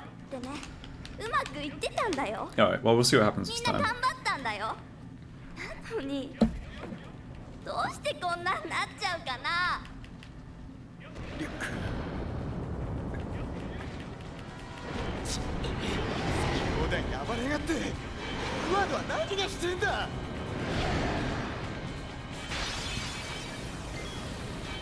Okay, same opening. Yeah, too bad we can't do anything with that, the fact that Titus gets that second turn before the first Chimera, but yeah, we just can't. No one else is fast enough to take advantage.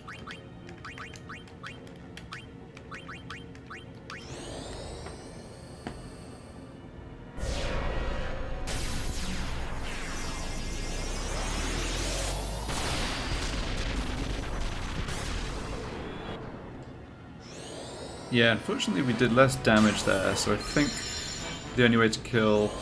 Ah, shoot, and the Guado killed us again, which he wasn't guaranteed to do. I think the only way to kill the Guado is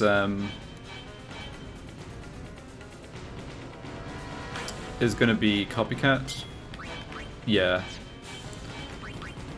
Guarantee a kill on the Guado anyway.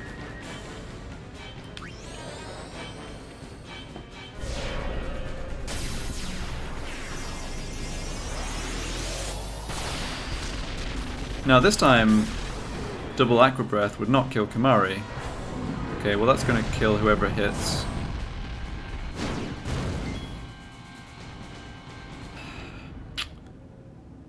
Yeah. Now Waka being a bit slower than the Chimera is a real problem. So we're going to see Thundara out of Monster B, Chimera B.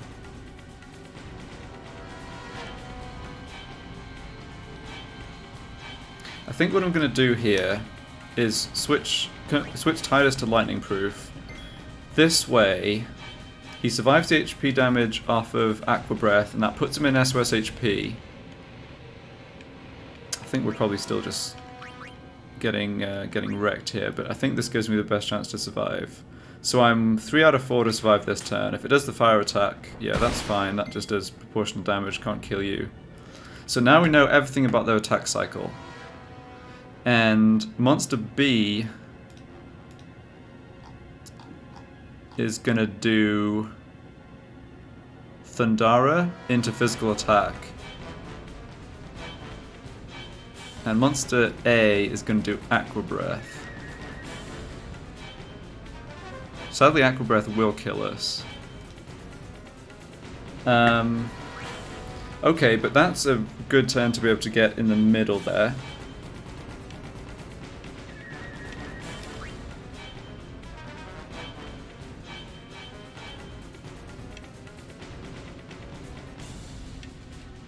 So yeah, only Tidus.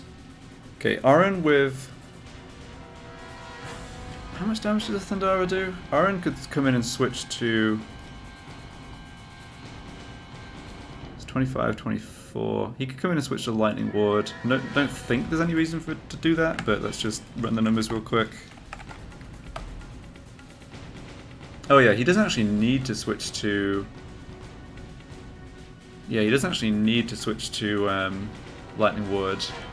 It's just unfortunate that Auron doesn't quite have enough HP to survive the fire attack, otherwise he could take a hit. Yeah.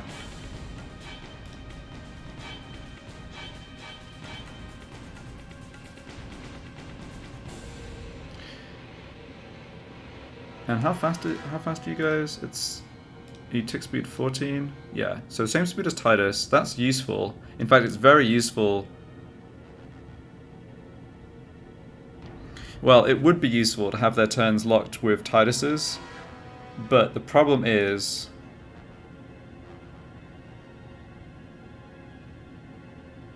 Oh, no, wait. Wait.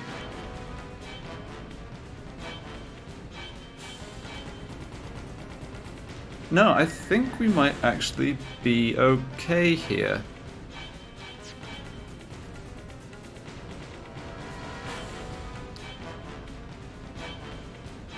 Because for the first Aqua Breath, I switched to Water Ward, not Null Tide.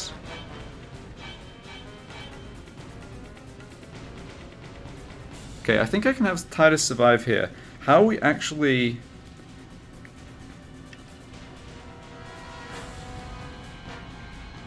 Okay, hold on. I think we can actually win this, but...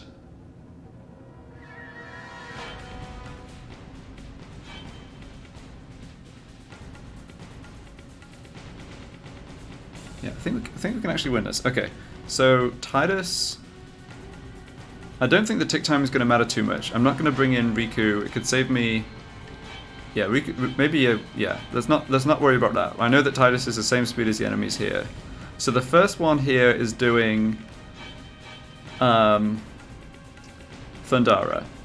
So we've got a free turn for a weapon switch here. So let's switch to Stone Touch.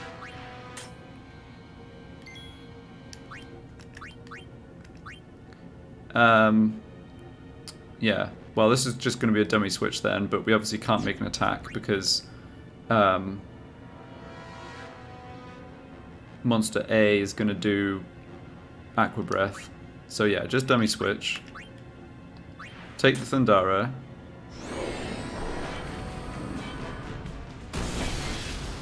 Okay, now we switch to Blue Shield. Take the Aqua Breath.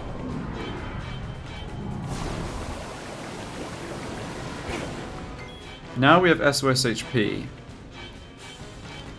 Still can't attack right now.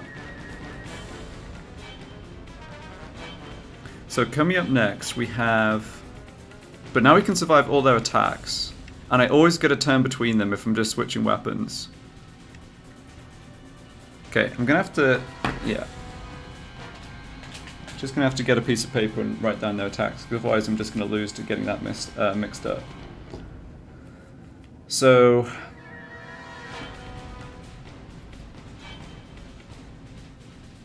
So what's the next attack from... Okay, Monster A... Yeah. Alright, I can figure this out. I'm just... Brain's not working right. So Monster A just did Aqua Breath. So Monster A next is going to do Flame. It's going to do Fire, then Thunder, then Rush or whatever physical attack, then Aqua Breath. And B is going to do... B just did Thundara, so B is going to do the physical attack. And then... Yeah, Aqua, then Fire, then Thunder again.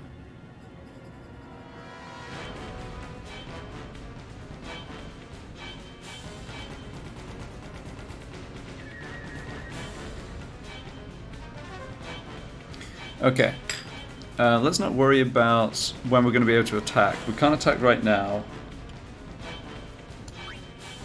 No, we can attack now, because we switched to Null Blaze.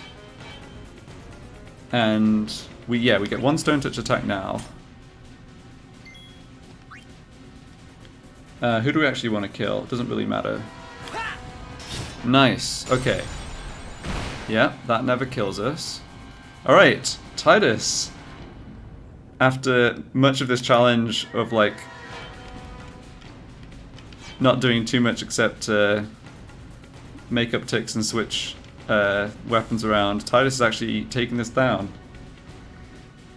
Okay, so next up is Aqua Breath. We have to change for that.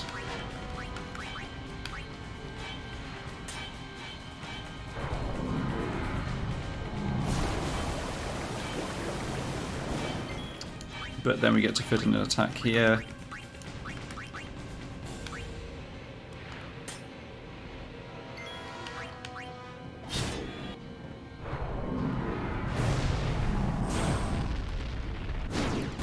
Titus asserting this is his story. Hell yeah, that's right.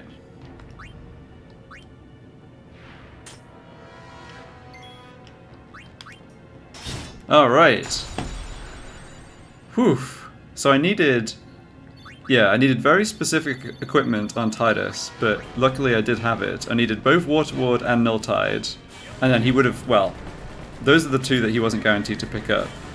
Nice. I'm glad I figured that out. That was looking bad for a second, but yeah.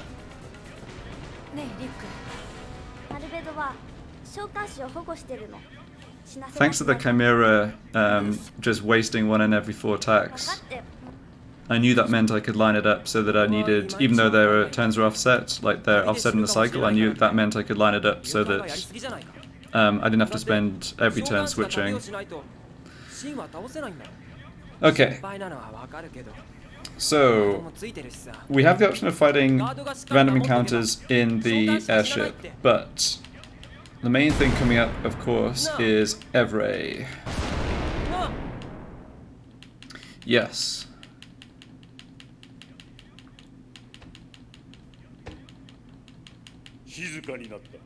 So, what I want to do now is a little... Well, I'm not going to... It's not really testing. I'm going to try battles... I'm going to try the battle basically without adding too many other abilities, just to see how feasible it is. So looking at my like penciled in list of stuff for Flux, Haste or Hastiger seems really important for that extra poison damage. And Haste or Hastiger... let's say Hastiger is also going to be really solid for us in this battle, right? Because obviously we don't have access to the SOS Haste yet. So, my thinking is, let's have Riku learn Hastiger. But let's see if we can possibly win without having Power Break or Protect or anything else. I think we can't. I think we're not going to be able to feasibly burn Evrae down in the haste phase. And I don't have a character to get across the haste phase because I need physical mitigation for Titus with his counterattack weapon, but I will still try it at least a couple times.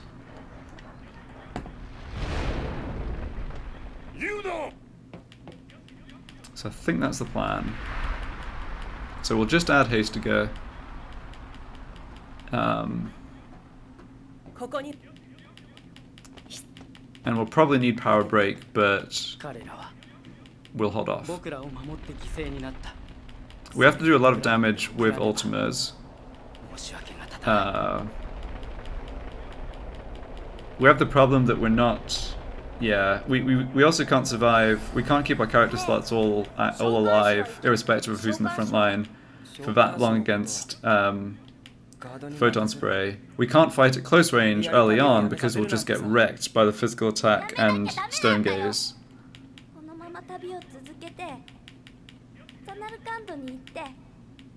Yeah, we're gonna need some luck with the opening.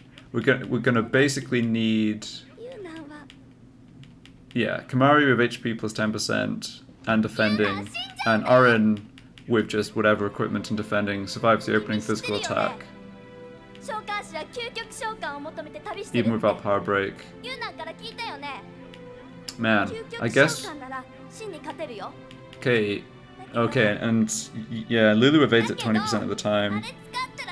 So both the opening physical attacks are very problematic with this strategy, i.e. without the Power Break. But I mean, it's not like a long cutscene to have to refight, so yeah, like I said, I'll give it a few tries.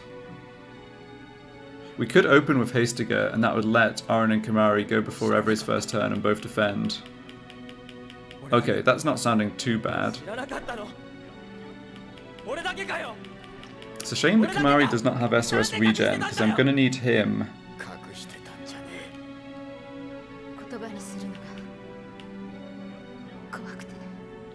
Yeah. I think you're right. I like the... I mean, it's funny to say this, given I literally cannot understand the words they're saying, but I feel like they are... Yeah, the actual... They do a better job with a lot of the emotional stuff.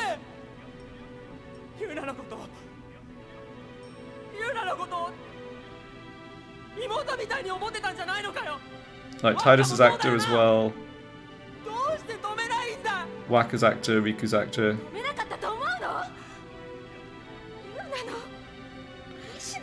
Maybe Lulu's actor too, although I like the English actor for Lulu, and I don't like... There's something about the Japanese Lulu's voice that feels like slightly off to me.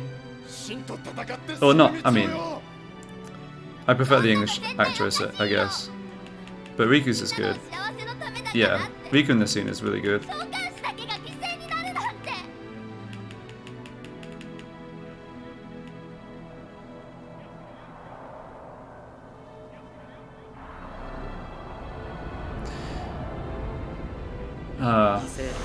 Need to think as well about the Bivel battles, huh?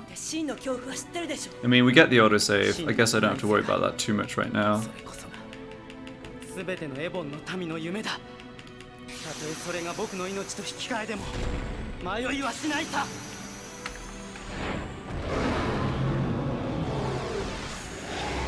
Yeah.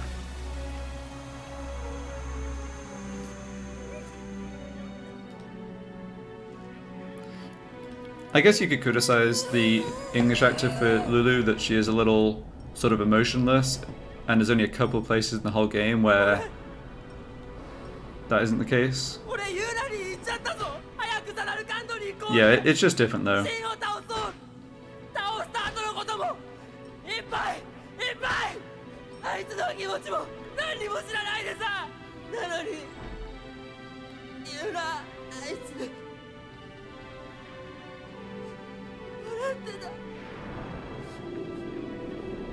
I would say watching this, it's making me think they could have done a better job with Titus's voice actor in English.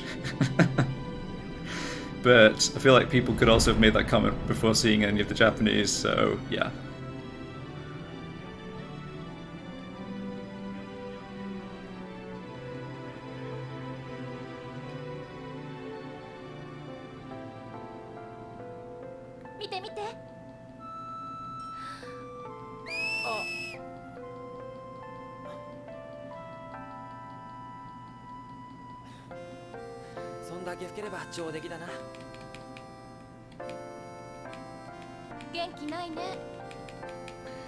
So how much damage are we going to be doing with the Ultimas? Evrae, despite the text description, does not have high magic defense. It just resists elements.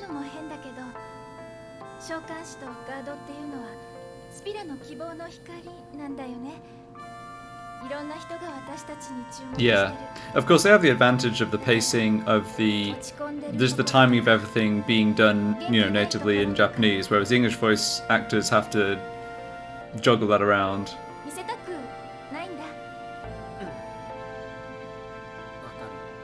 So Ultima's going to do like 2300. Now I guess based on the damage against on Anima and Boost, it's actually going to do 2400 pretty often, especially off of Lulu. Okay. So we can steal MP from Evrae. That's another thing that's nice. Evrae has, I believe, 500 MP. I've got it here. Yeah, Evrae has 500 MP, so that is good. So we've got 2400 times 3 off of the ship missiles. So I'm mainly concerned about just how long the battle's going to last. I think we're going to have the problem, even with Hastiger, that we're getting killed by the photon spray faster than we need to be doing the damage. And we're going to have the problem, even if that's not the case, that we also then get wrecked at the end by haste. Yeah, it is decent damage. It's just unfortunate that yeah, we don't need any of the stuff here, do we? No. Wait, is one of these just free gil? It is. Yeah, we're gonna have issues with haste at the end, doing it this first way. Yeah, this could be rough, even if I add Power Break and Hastiger, but we'll see, we'll see. I was pleasantly surprised by both Gui and Flux, that it didn't end up being quite as bad as I thought in either case. At least in the Flux testing. So, let's see what happens. I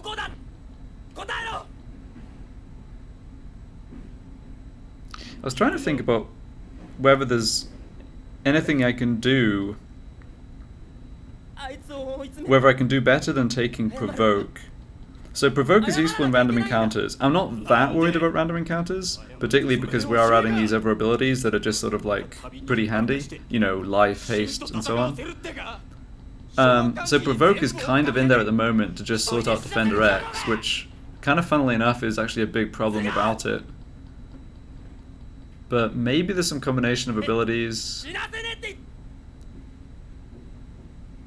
Guess Defender X is an argument for Protect over Protect over Power Break. If I'm going to try and actually have Aren tank Haymaker.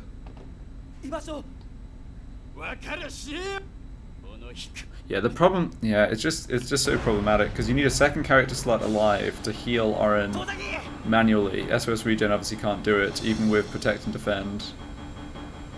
And how are we getting a second character slot to stay alive? I guess we do have life. Just feels that without Provoke, yeah, it's just such a Defender X is just such a pain in this challenge without Provoke. It has no MP, so we just, even though we can have access to SOS Haste by that stage, like there's just no way. I mean, well, we can't really tank Haymaker. So Aren with Protect and Defend can tank it at full HP, but that's the thing, he can tank it once, and then unless I have a way to heal him with like Cura or whatever, or regen, then he can't tank it again.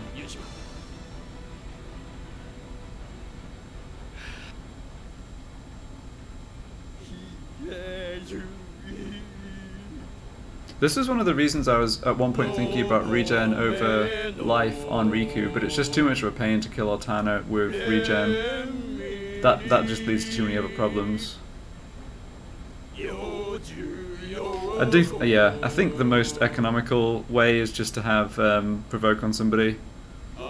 It's too bad that doesn't do anything against Evrae or Flux though, or a bunch of other places, but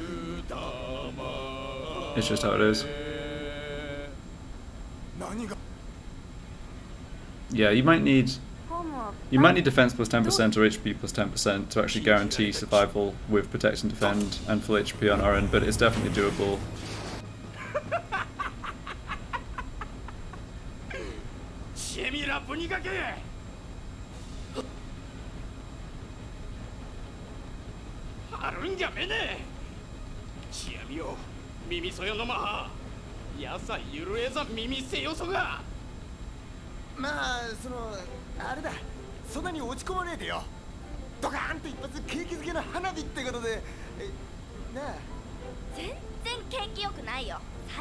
If I had zombie touch, which we can't get, but if I had zombie touch for...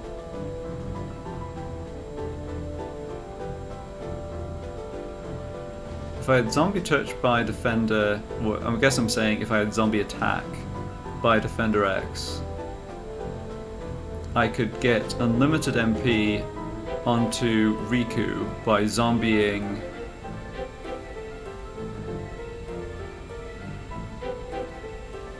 I think it would, but the problem is the regen would run out. It doesn't solve the problem of needing to keep a second character slot alive. So I mean, it doesn't work. But yeah, we could have, the thing is we could have Waka switch in with rematch to actually take the regular physical attacks, which it just evade. So yeah, we would definitely have time to do weapon switches with Orin and regenerate up for each Haymaker. But again, it doesn't solve the problem of needing a second character slot. So I don't think there is maybe a better way than just provoke. Anyway, it's on my mind and I'm still thinking about it. Let's get through this.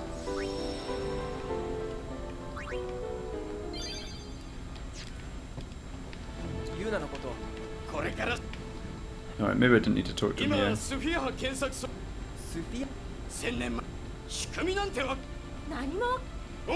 Defender X is not that fast at least. And we can have characters under haste, but that doesn't fundamentally change things. Alright, I forget what you have to do here. Maybe just go out and back in? Yeah, there we go.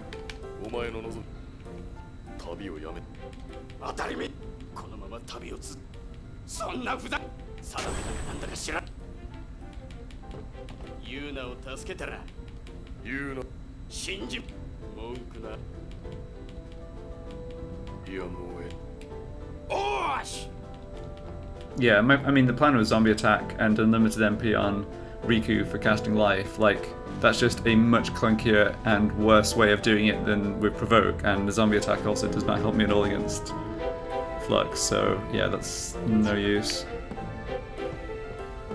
Now we've got to go in and talk again.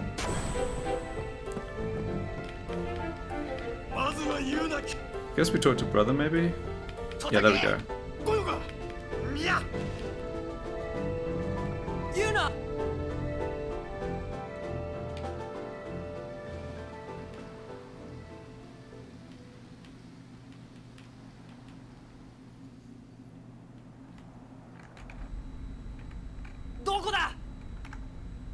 ベベル級エボンの総本山よ。おっさん行ってくれ。わかっ。ベベルの防衛網は半端じゃねえ。なんだよおっさん、ビビってんのか。そこにユーナがいる。そんだけっすよ。深っ。金のベベルがゲンホルベッツニョハミエ。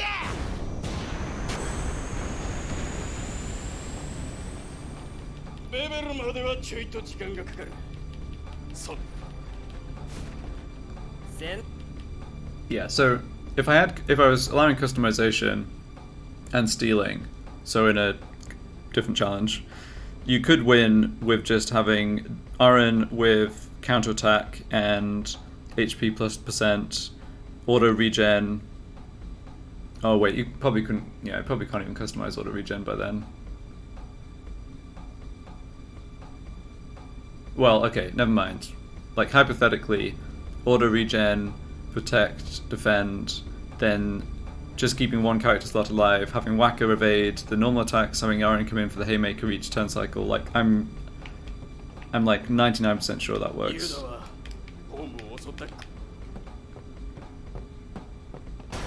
Okay, so now the Fiends are here. If I remember correctly, you often just straight up don't get an encounter on the way to the to Evrae. こうなったら船ごと爆破して一気に倒したるわ。親父は手かそんなことされ魔物はおっありリュックさんはよろしく。 Okay, but just in case, let's line things up here. So the bombs, the eyeballs, the dual horns, we can deal with like this. I feel like I have seen a double Chimera encounter on the airship, but it's kind of rare. Yeah, and we have more HP on... No, we want more HP on Lulu again, don't we? No, it doesn't matter, there's no Guado here, what am I saying? Yeah, so against the dual horns, we're guaranteed to get the double... That's fine, we're guaranteed to get the double... double Ultima.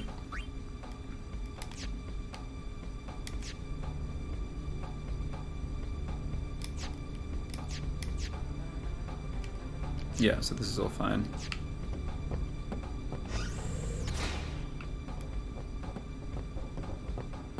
Oh, we actually do want to talk to Rin.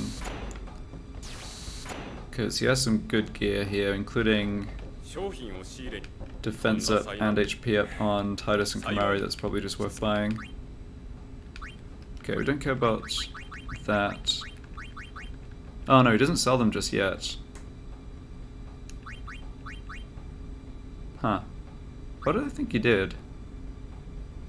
But that's fine. We just need... I'm pretty sure with HP plus 10% on Kamari, he always survives at 1 HP. Like, the max damage from Evrae's physical through defend would leave him at 1 HP. So we do need HP plus 10% on Kamari, although I think I maybe just bought that already. Maybe he sells different stuff when you talk to him right before going up the outside of the airship to fight Evrae. Okay, we already have HP plus 10. Guess then we can just do some sorting out of excess stuff here. So, didn't really pick up much in the way of equipment at all in Bikanel. Yeah, we actually don't have much stuff to sell, do we? That we don't need.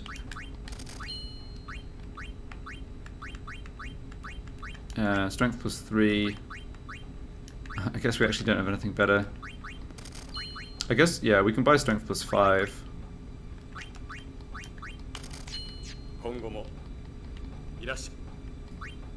So where do you get, I'm going to look this up now, where do you get the Tetra shield and Tetra armlet with defense plus 10%, HP plus 10%?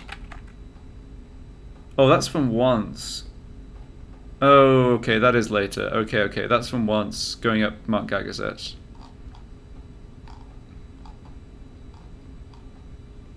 Okay, and Rin just has one set of stuff he sells here. Okay, so let's just grab the strength plus 5.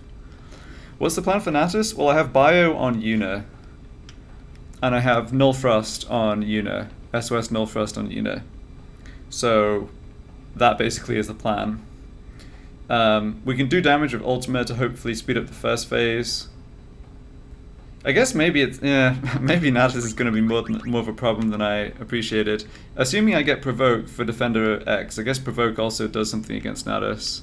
So yeah, I think we're okay, but I did not get SOS Reflect.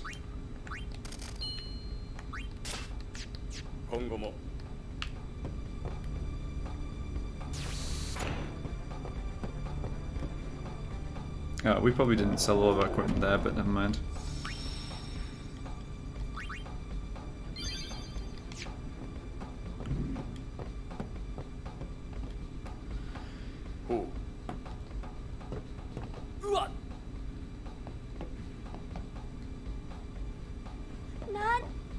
エボン守護竜エフレイへ聖ベベル機をじゃあリュックこれからのおめえらをかばいや高いフラチ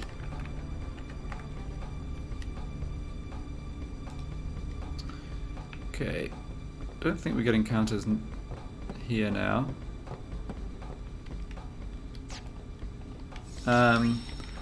So let's make a save and let's add haste to get onto Riku. So save 178.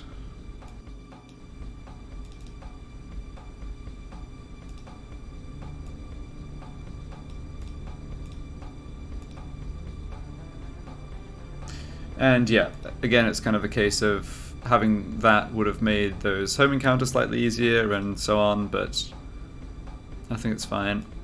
I'm glad we were able to have that little solo Titus battle against the Chimera. That was cool. And it would have been easier if I just hasted everyone off the bat.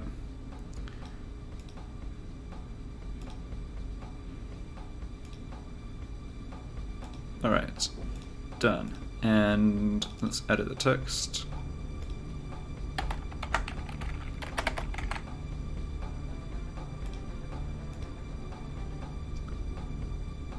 Okay, I do have to do a soft reset here though.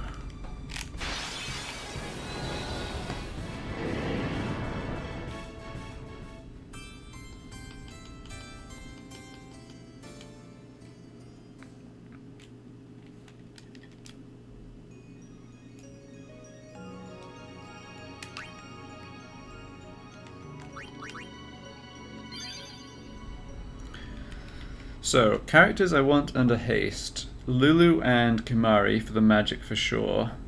Riku under haste is also not bad, because Riku under haste helps a lot for maneuvering the airship, which is going to be a big part of this. So I think what I'm going to do is this.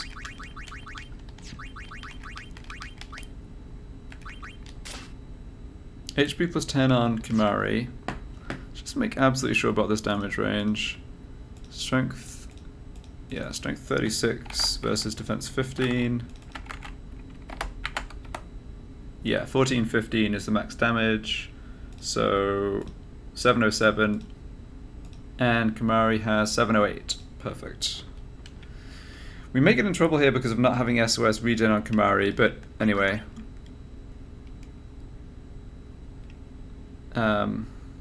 If he has haste, there's a good chance we can get him to switch in and out of the party and not be in the party for the photon sprays. So we're going to do this.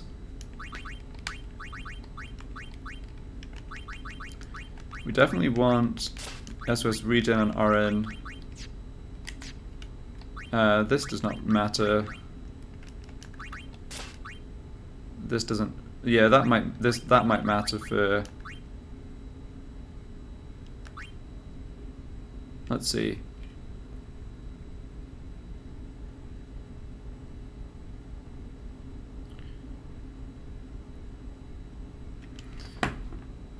Do I survive a sorry, I'm just checking all the damage ranges here. Wondering if I survive, if that extra, the 15% rather than the 5% HP on regentage for Riku actually makes a difference for the photon spray. So that is magic 30, power 3. Versus defense 8. So 113. So we're dying to. Oh no, we're not dying to 4. So we definitely died a 4 with this. Yeah, it actually is a breakpoint. That's interesting. Okay, so we will start with that. We're not going to need MP on Lulu for this one, so we should just start with regen. And we'll see how useful it is that I have that HP plus 10% on the regen bangle for Lulu. This definitely should be, yeah, magic plus 5% and sensor. That's a good combo. This should be magic plus 20. Sonic Steel on Tidus. Why do I have Silent Strike on Riku? I think I meant to equip that. Shimmering Blade, Regen Bracer, and I think we just want. Yeah, we might have sort of a free turn to just do a little attacking with Whacker. I mean, obviously the status stuff does nothing. This can be regen. Okay, so the plan for the first turn. Looks funny to have 2 slower characters in the front line, but Tidus is going to swap for Riku. Riku casts Hastiger. Kimari's going to defend. Lulu's going to swap for Auron, who defends, and then it's a 2 out of 3. We don't get a character KO'd. Then on the second, then for the second physical attack,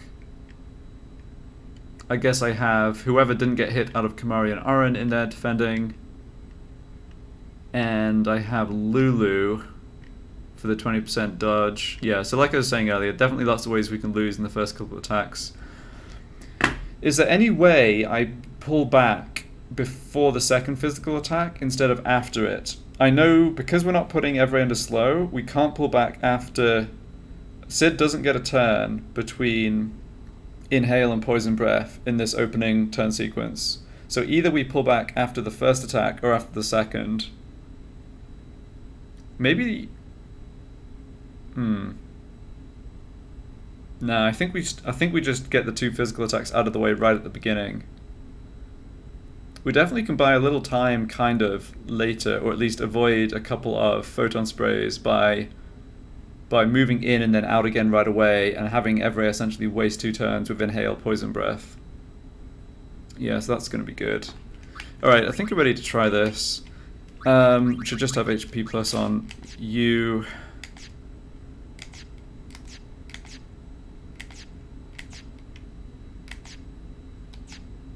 Okay.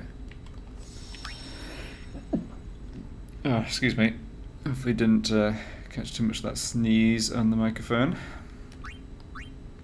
Alright, we'll make a new save. So yeah, I'm expecting this to go wrong, most likely, but let's just see what happens.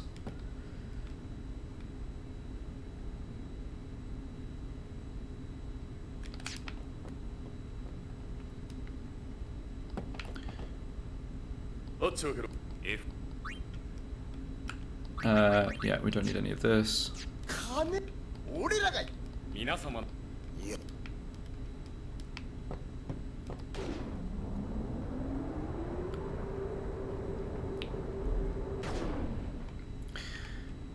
Okay, I need to go grab another glass of water. I'll be back in a couple of minutes. And then we will get going with Evrae.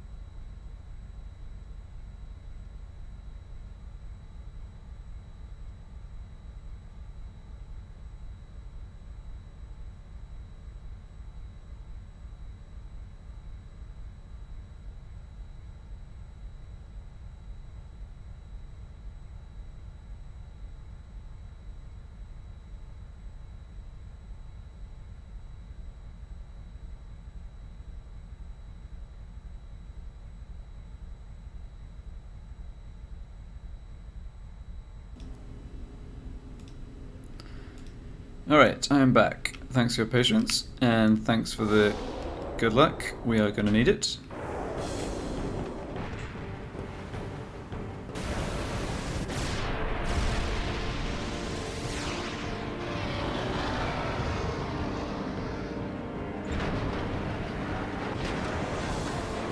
So there's the issue of how many photon sprays we can realistically survive. Also the issue with MP. I want to be using Copycat with Lulu and not draining Evrae's MP too quickly. So we have a bit to juggle around on that front.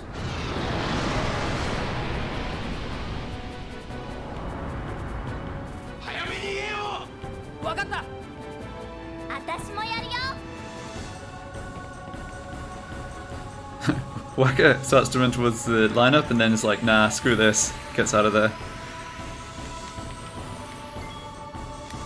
Alright, so yeah, let's verify what I said about the SID timing. So attack 1, attack 2, inhale. Yeah, no time after inhale.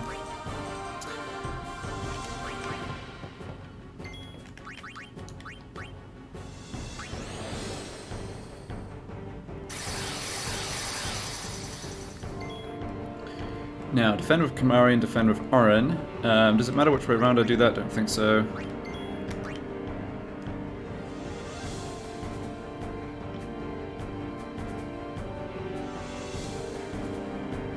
I think I do have to... Yeah, I am going to have to risk Lulu in the party for one of these two physical attacks.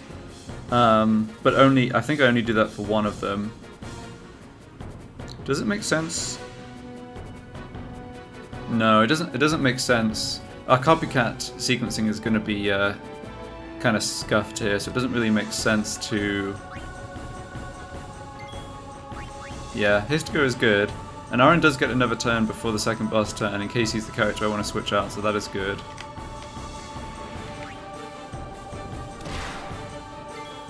Yeah, that's fine. Unfortunately, we have turns coming up too frequently for Aaron to get a big enough chunk of regen heal to actually get above 707 again. Additionally, Kimahri doesn't have time to use an Ultima, or to copycat an Ultima and defend before Evrae's turn. So...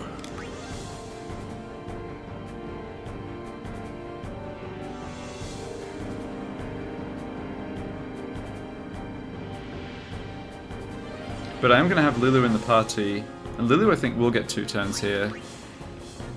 Yeah, she does. No reason not to just start blasting with magic, we obviously desperately need to do that. MP wise, what are we doing? I think here I do...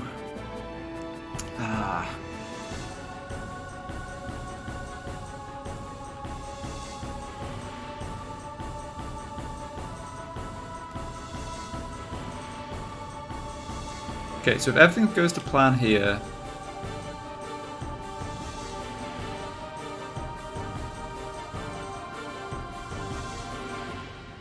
Either Evrae attacks and misses Lulu, that would be the best case scenario. Him hitting Kimahri, like Kimahri wouldn't die, but then Kimahri would be... we couldn't have Kimahri in the party for the photon spray. I'm just trying to think about MP resources here. When we're fighting from a distance, we can just be using weapon switches and to proc regen, and so that means we should be able to have things set up so that I'm not... Yeah, I'm not necessarily burning through Evrae's MP too fast, but I think right now I have to just do this.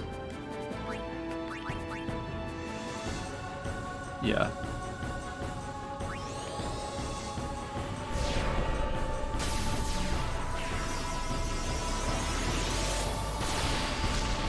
So 2400 or so, yeah, 2392. This is going to take essentially a third of Evrae's MP. So as expected, Aaron did not regenerate enough to get above 700. Yeah, he's not going to survive another physical attacking with defending. I think what I want to do here We want to issue a pullback command right after Sid's turn here. That would leave Riku in the party for Evrae's attack, but that's fine. We have to have somebody at risk of getting KO'd in the party.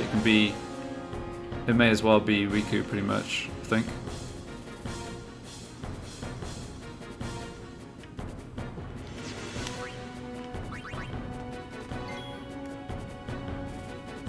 Yeah, I don't particularly want to copycat with an Osmose onto Evrae with Kimahri, because that does essentially waste MP. Alright, I'm gonna have to take a bit of playing around with this turn sequencing. So now we can issue the pullback command.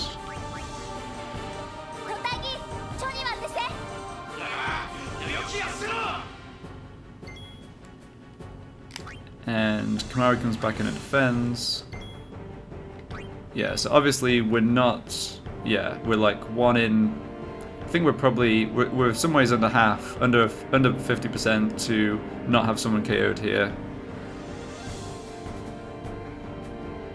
Let's see, I could... Let's assume obviously we don't get someone KO'd. We have this time at close range, but we just deal such small damage with physical attacks. So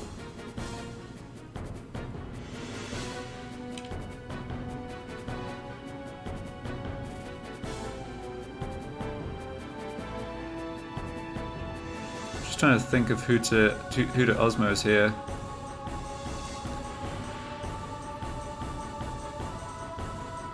Well, there's 3 choices: Lulu, Riku, or Evrae. Obviously not osmosing Kimahri. I do have enough MP for 3 castings of life on Riku that could come up. That kind of doesn't feel like that's going to work out super great against photon sprays in a sort of medium term sense, but that we could still use that. Also, 55 MP is 1 MP short of a second copycat.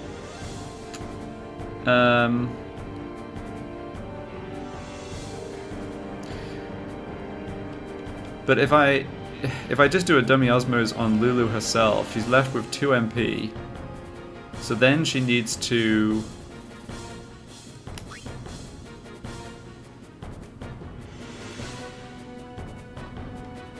Osmose Orin or the boss to get a copycat.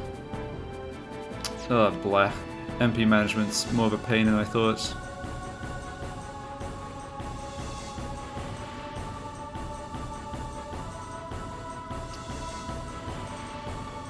We need to deal damage though.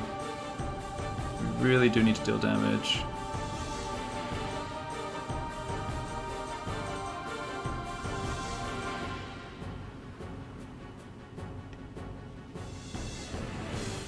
Alright, let's do this.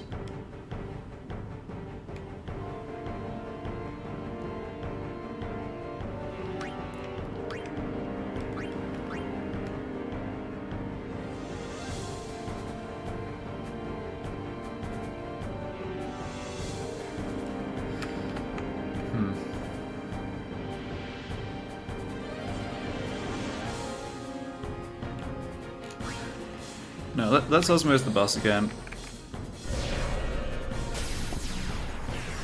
We only get 3 shots at doing this because then Evrae's MP will be gone, but...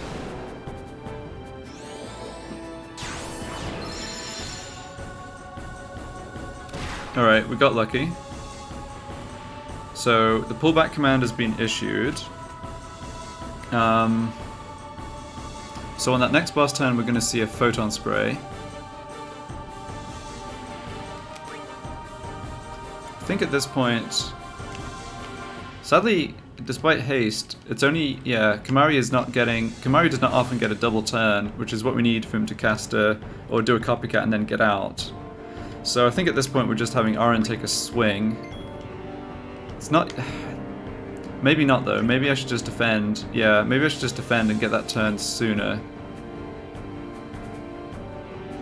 So the party for the photon spray is going to be Waka, Orin, Lulu.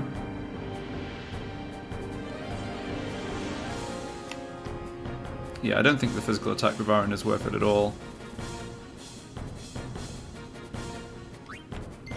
Yeah, you have to get out of there.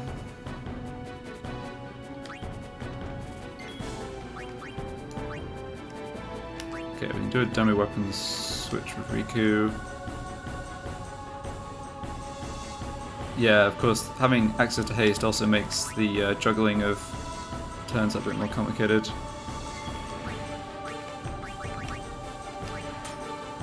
I think this should give Waka a turn right after Evrae. It did.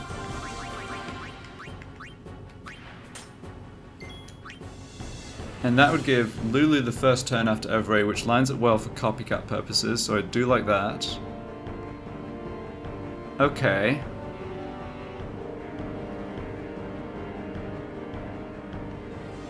Alternatively... Oh, Oh no, I didn't want to copycat... I wouldn't want... I was going to say I'm dumb, I did a defend with Aaron instead of 2 weapon switches, but I actually didn't want to copycat a third Osmos on the boss just yet anyway.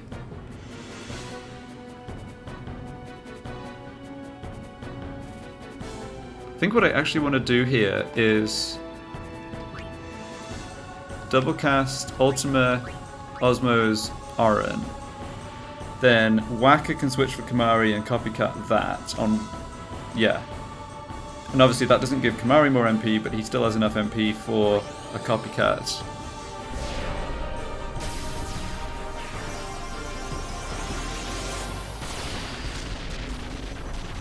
Yeah, I think that the damage is just not really coming together.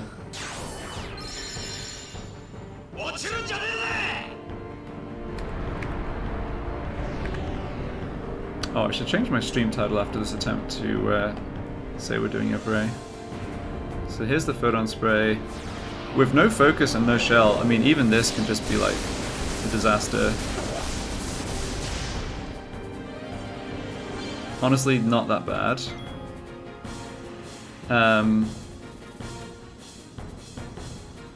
Do I not have SOS regen equipped on Waka? No, I do. Okay. So yeah, copycat this.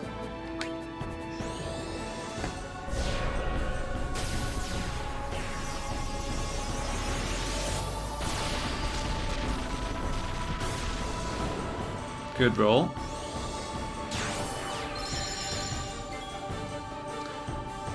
Okay. We need Waka back in the party for regen ticks, so let's have him come in. Unless... I actually probably... No, I think we do want to do what I was talking about earlier and go back to close range ASAP. And essentially avoid 2 photon sprays by having Evrae do inhale, and then we pull back again, and then it wastes the it basically wastes 2 turns. So let's do that right now. Obviously our damage dealing is unaffected by how far away we are. And we can get out of the party again, that's... Oh, wait. No, that isn't quite what we want. Okay, let's get a regen tick on Waka, because I don't want to mess up my copycat here.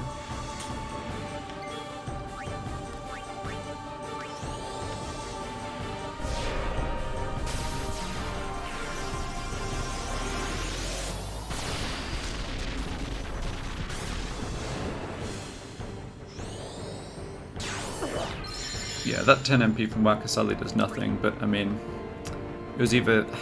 Maybe I do need to use Riku's MP for Osmos. And I could have Lulu... No, Lulu already has MP plus 5%.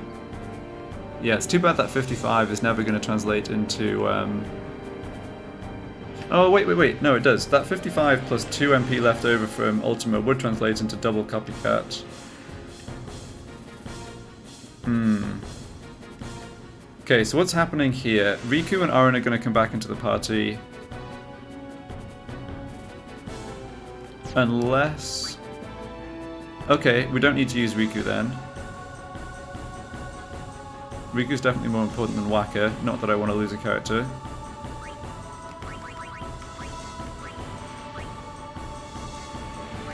So we do have to take a second photon spray hit here. How much damage have we done? Damn, we've done more damage than I realized.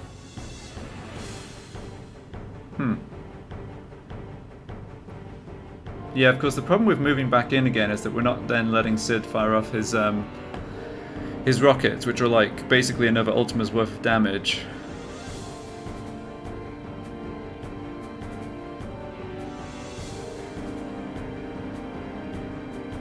Kind of feel like we need that rocket damage. I think we just have to hope to get lucky with the photon spray hits more times than I'd like. This is rough because I think even 3 photon spray hits maybe could kill Lulu here.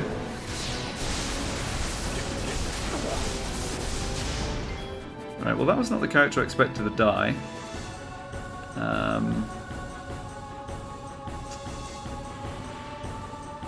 Yeah, now photon spray is an absolute disaster for us, so we have to move in. We have to move in and then pull out. It's unfortunate that Riku's giving the pull-in command as well as the character with life, as well as being the character with life. I mean, I guess we can move in with Titus.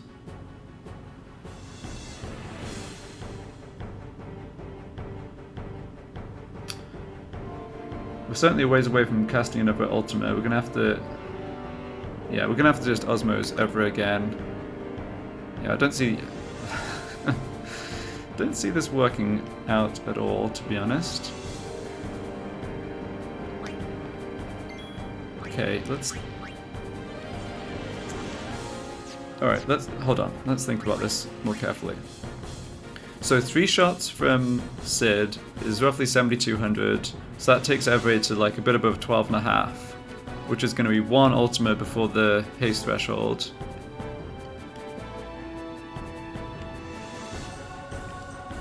So we could do with doing a little extra damage without Ultima, and then...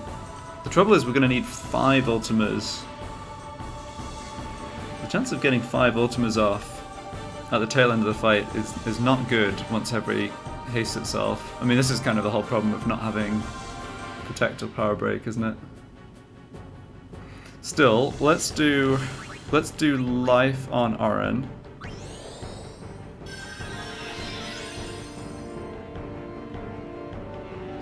So let's hold off on dealing damage just for a little bit. Let's have Waka come in instead of Lulu. Obviously, if Lulu dies, she also loses haste, which is doubly bad. So Waka comes back in.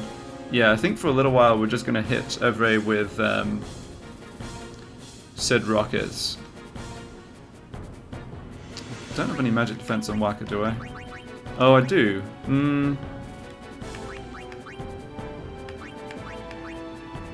Don't think that's a breakpoint though. I think I can well, wait a second. 316.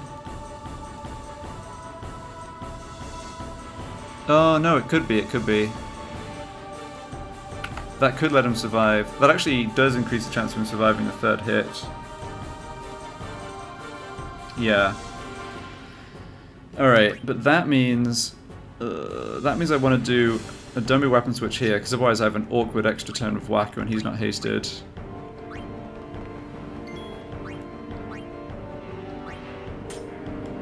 So... yeah, that's good.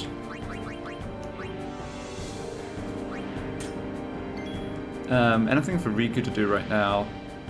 Don't think so. Could have Titus come into the battle, come into the front line and tank photon spray hits. I mean, his HP isn't really relevant except for doing exactly that. I guess with defend he can survive swooping scythe damage later in the battle, but it just feels extremely bad if Riku gets KO'd, and 4 hits on her is likely to do that. Sure. I suppose we can also switch to something else now.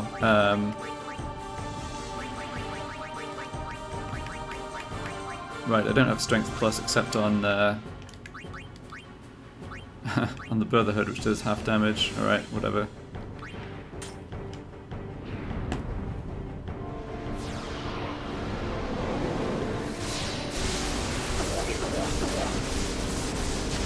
Well, Waka would have survived 3 hits. He was down at, I believe, 1 HP, but sadly the forfeit killed him. That is not too bad, though.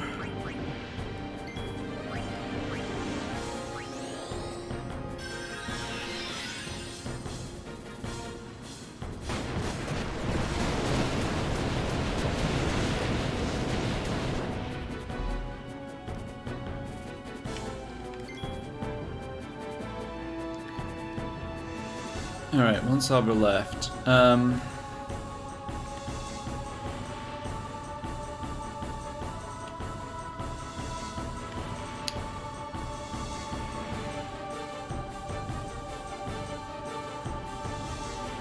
Why did... Hold on. I'm confused.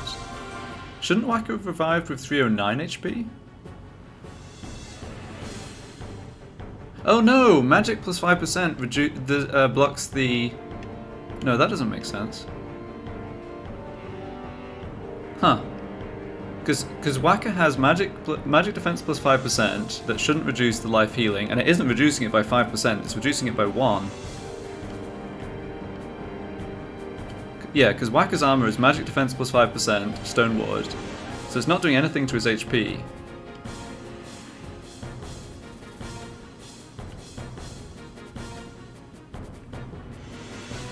Oh, Riku has magic plus 5%.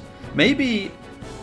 Does magic defense plus 5% reduce cure healing? And it's a not exact cancellation? There's like a rounding difference where the magic up by 5 on Riku and magic defense up by 5 on Waka is leaving him at 308. I mean, it's not relevant for the battle, I'm just kind of intrigued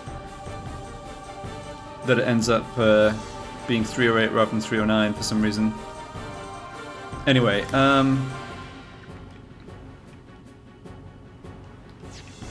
okay, we're gonna have to just continue waiting here.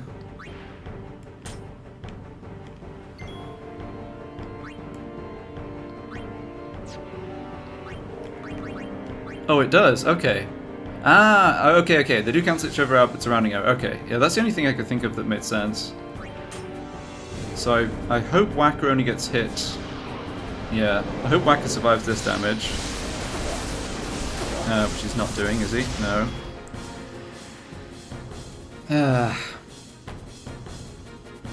Right, same. Yeah. I forgot for a second that Riku had HP plus 5.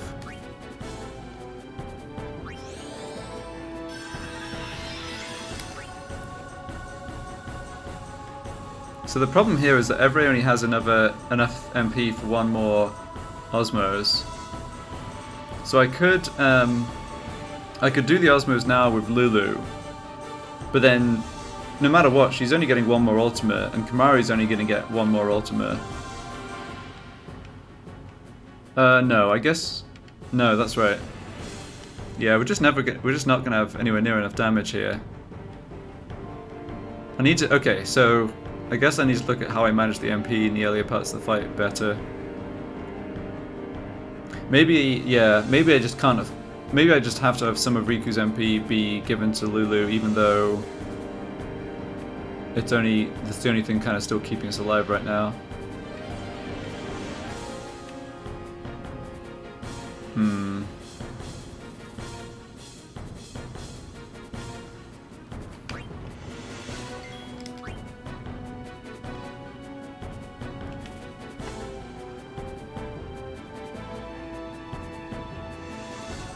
But in the situation I've gotten myself into, I clearly have to Osmos, Evrae. Like, I cannot do any more. Yeah, I cannot do any more magic damage until I do that. Right, and that 1, 2, 4, yeah, that's the last of the MP going. Okay, so now let's move in though. Wait, do we have one more salvo left? Shoot, I got distracted by the life HP.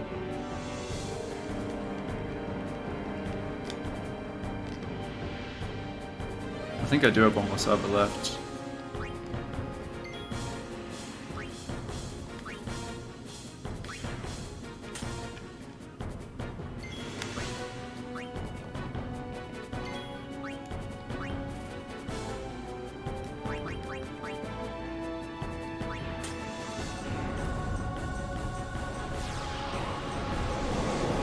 Should have switched Riku to SOS regen there, that was bad.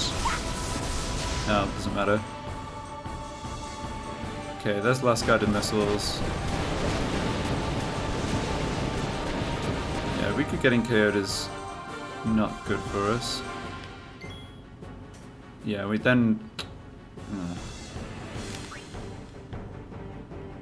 Yeah, I mean there's no way this works out. I'm just trying to see what else I can still kind of usefully test. So let's move in with Titus, who is extremely likely to get KO'd by the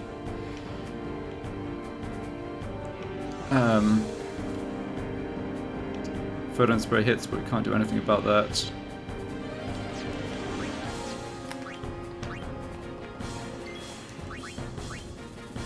Yeah, so another Ultima is going to put Evrae into haste, and we will see swooping size, but that's also just disastrous for us at this point.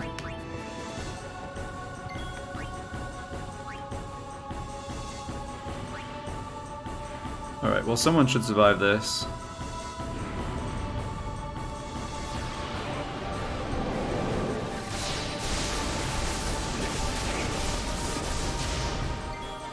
Okay. But getting in at close range now is not even... Yeah, so if Evrae was under... Well, no, it doesn't really work at all, because if you lose two characters in this phase, then there's really nothing you can do. Yeah.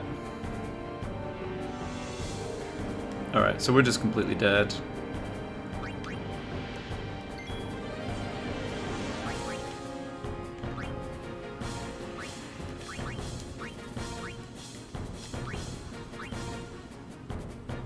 Let's just see how low we get Evrae. We do have time for another couple of we're gonna fit two more Ultimas in here, I believe. Oh no, this haste might bring Evrae's turn forward too much.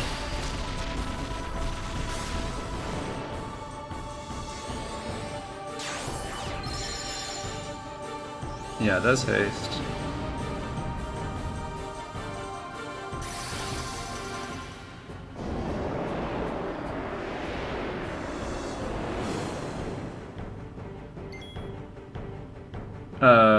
Excuse me?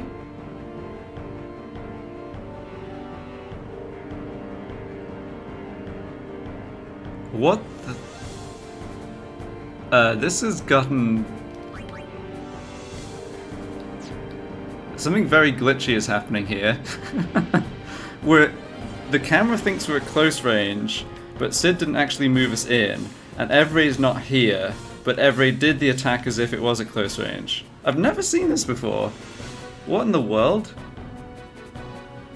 Alright, someone's gonna have to explain to me what's happening here. Because Evrae just did inhale. Evrae just did inhale, but now Evrae's just like... Oh, I guess we're gonna see... I have no idea what's gonna happen next. Is Evrae gonna miss the poison breath? Because... Oh, well...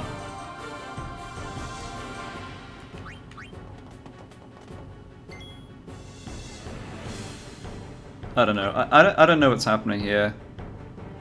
Alright, before we let the battle finish, however it's gonna finish, we got... Yeah, so we're 4 Ultimas away from winning, and I do get to do this and copycat one of them.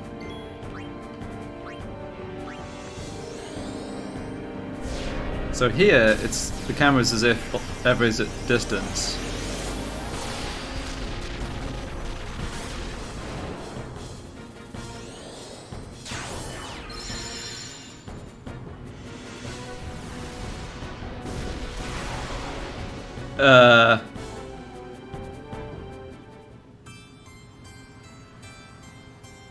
Okay, I guess that was just a graphical glitch, and we were actually just at close range. Which is too bad, because it could be kind of exploitable if you could reproduce the case where Evrae inhales, and then, well, I don't know, it doesn't, yeah. There was maybe some way that weird glitch or whatever could have been exploited. So I wonder if that happened because, yeah, it was at close range. I mean, yeah, we were dead. We were dead because of what had happened earlier, but really weird to get that glitch that I've never seen before in the first attempt on Evrae. All right, let me just change my stream title here, then I'll think more about this.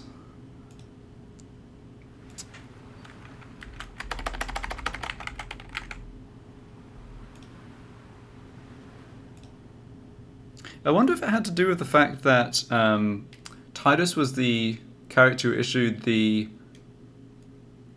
pullback command, and he got KO'd. But I feel like that situation's come up before, and it doesn't, like, I've seen that happen before, and it doesn't glitch out with, like, because it was sort of Sid's turn that was skipped, right? Like, Sid's turn didn't show up properly.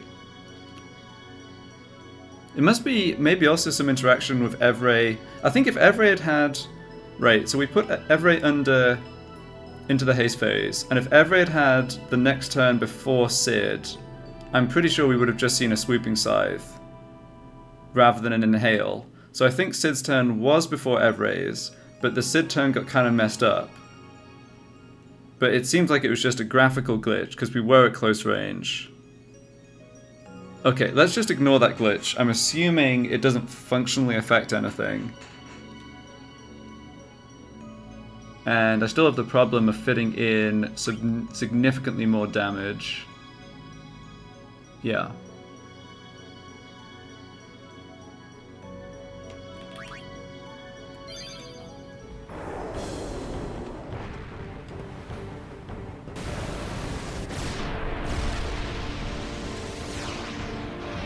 I mean, because Lulu and Kimahri are under haste themselves, like, obviously they're a lot slower than Evrae, but it doesn't seem impossible to me that if we had everything line up so that Evrae went into the haste phase, and then the next turn, well, basically what we had set up there, actually,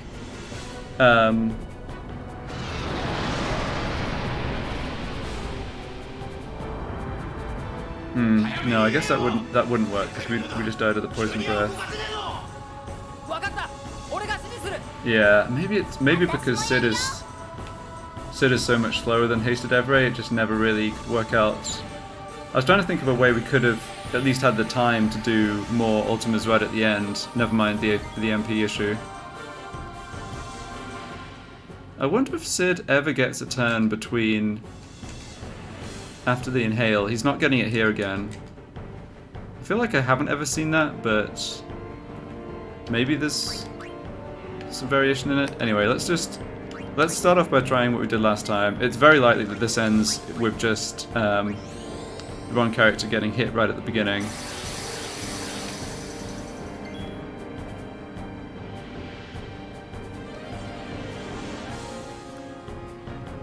Okay, so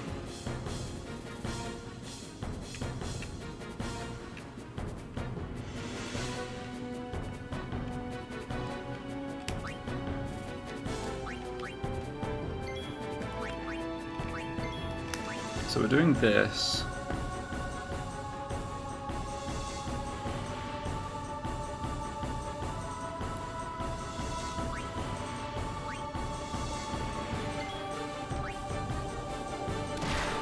Alright, I don't like that Kimahri got hit again, but we still haven't actually had a game over just from the attack targeting, which is pretty likely to happen still. Yeah, so now we get into the situation of, okay, who is ultimate targeting? So I get a second turn of Lulu here, but she's actually going to be in the party anyway. So what I could do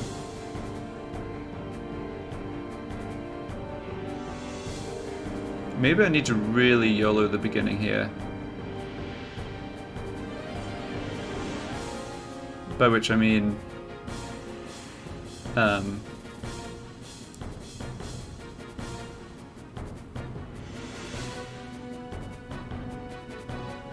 it doesn't work, because Aron's going to have to defend. Yeah. I could leave it so that I have to have a 1 in 3 that Aron's the one who gets targeted.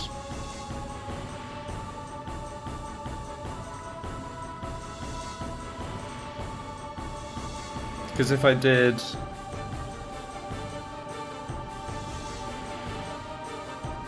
I could do Ultimate Osmos...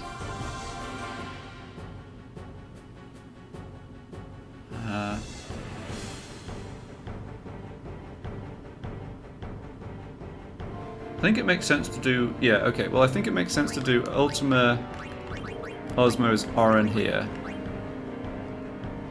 Because Kimahri doesn't have enough MP for 2 Osmoses. I'm sorry, for 2 copycats. And we did run out of MP because of...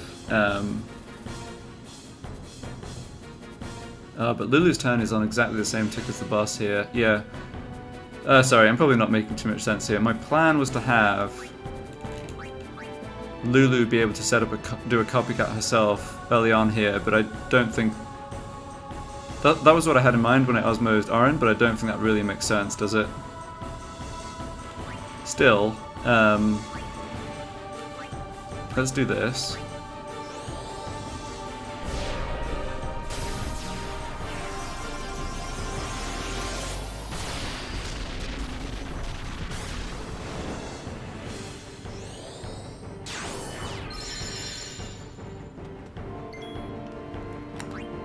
Yeah, because... Yeah, even if I could get Riku a turn on the same tick as Lulu and the boss, she'd actually go before Lulu, which is not what I need. I'd need her to go after, then be able to switch for Aron and defend. Okay, well... If I don't come in and defend with Aron, then we're all in on Lulu just evading the physical attack, which is horrible odds. So I'll do that, and then... Yeah, but now I'm just sort of stuck, not doing any magic for a while. Guess we can live with that. So this time I want to try osmosing hold on. Oh, wait. No. This lines up well.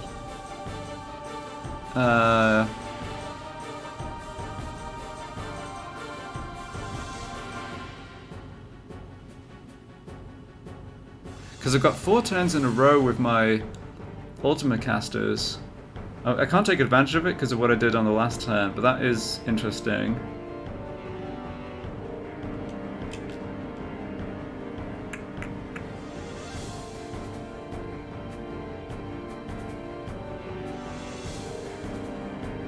Yeah, because if I do Copycat on Lulu, it just Copycats Aron's defend, unfortunately.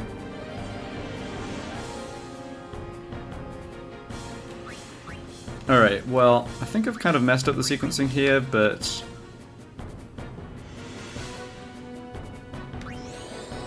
Let's just do this Osmos. Alright, well, that's a reset anyway.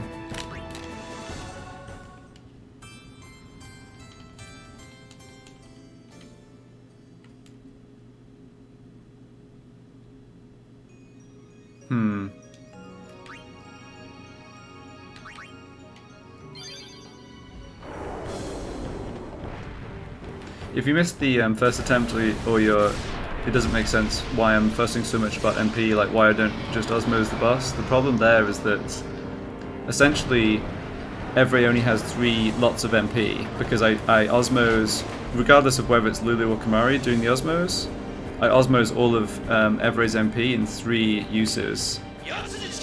And in the first attempt, the problem I had is that I basically ran out of MP because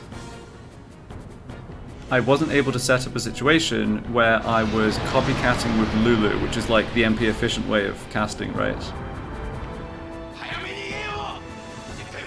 But I don't like the idea of just waiting until we're at range and just doing weapon swaps. I don't like the idea of waiting until that point before I start casting, because then it feels like we just run out of time.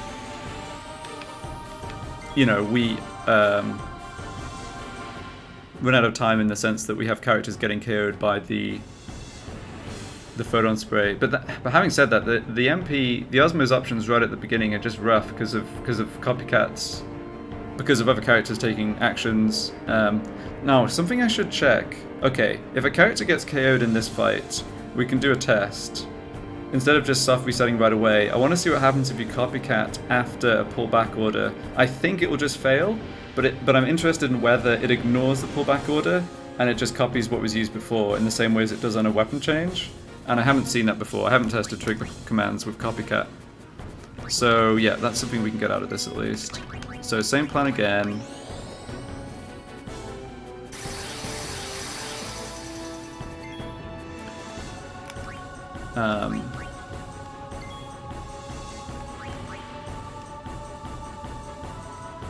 Well, now we have a choice, right? Do we want to leave Lulu in for this first attack?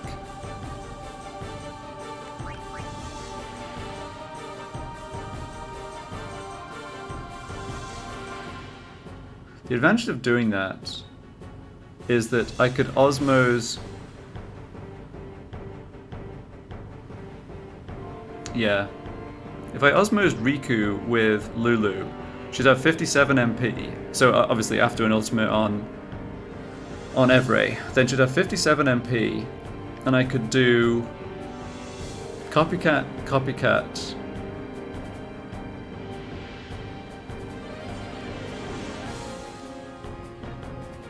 It just doesn't work. It just doesn't work. Because Aren and Kimahri need to be defending to survive the HP damage.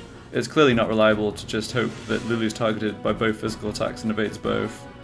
That's, yeah. I mean, 1 in 3 to be targeted, 1 in 5 to dodge. That's obviously terrible odds.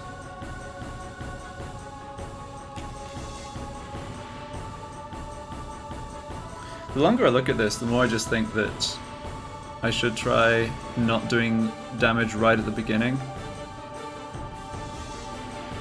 because the copycats just don't line up properly.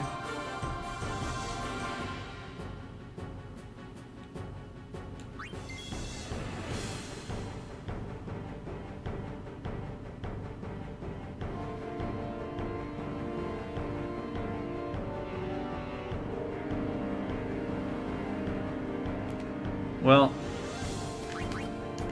let's try what I was saying before. Of course, taking Riku's MP is like not exactly what I want to do, because now we can't revive anyone.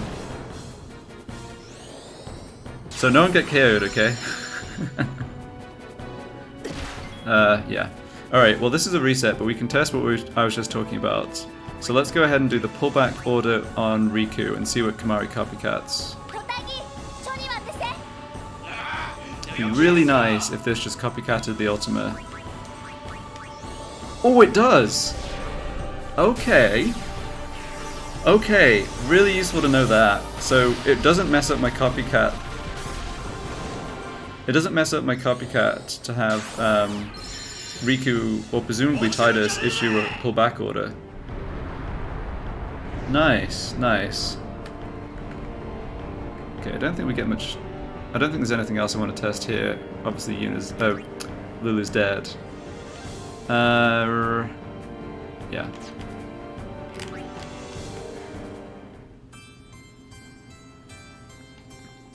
So the thing that stops us doing more damage at the beginning is that Aren and Kimahri need to be defending the obscure trivia in this one. Yeah, it's interesting.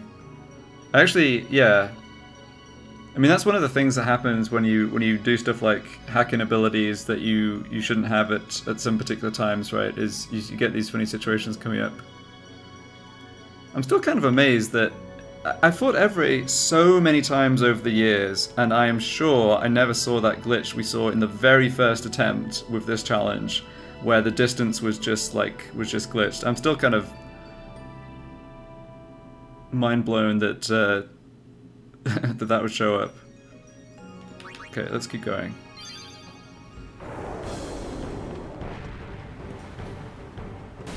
Yeah, also for the benefit of anyone who wasn't watching earlier, I should clarify here that I'm doing this testing without adding any more abilities on my characters, without switching any of the other starting abilities.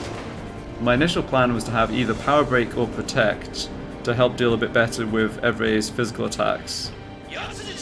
And I think I probably do need to do that to have any realistic chance of winning the battle, but I'm still trying to figure stuff out a bit. The problem we're having right now is not so much that, or not so much the physical damage, but it's the... how are we going to have enough Ultimas left to even theoretically win the fight at the tail end if Evrae's using haste?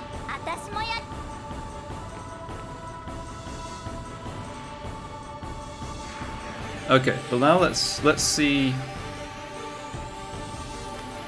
Maybe I can have... oh, I've just thought of something that might help a bit with the sequencing at the beginning here. Let's do... okay, yeah, Riku has to go first.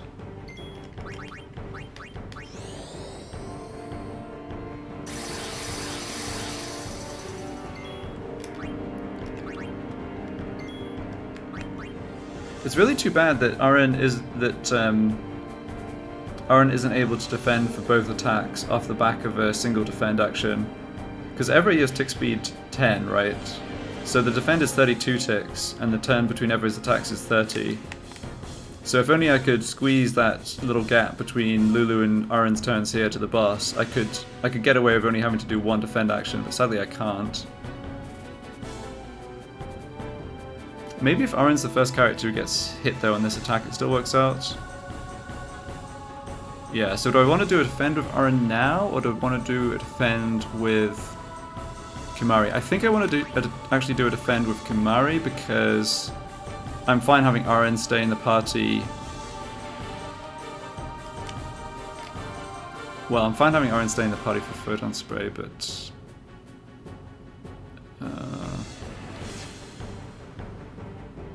let's try doing it this way. Mix this up. Okay. Yeah, but now we only get 2. Oh no, maybe we get 3.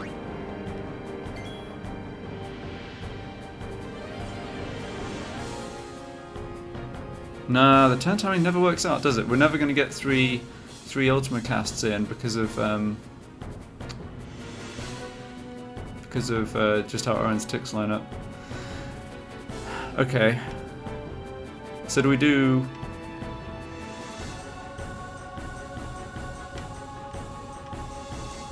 what do we do here then? I guess I do the same thing of osmosing Aren.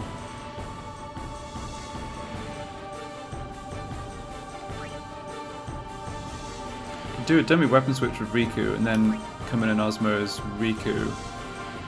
But that gets, yeah, that doesn't work. We want to do that when we have a stretch of time where we can start using the copycat on Lulu. Like that's the key thing to preserve MP. In theory, once we're fighting at a distance and all we're doing is Ultima slash copycat, moving in and switching weapons, like then the copycat should not be messed up by any other actions like the defense we're having to do here.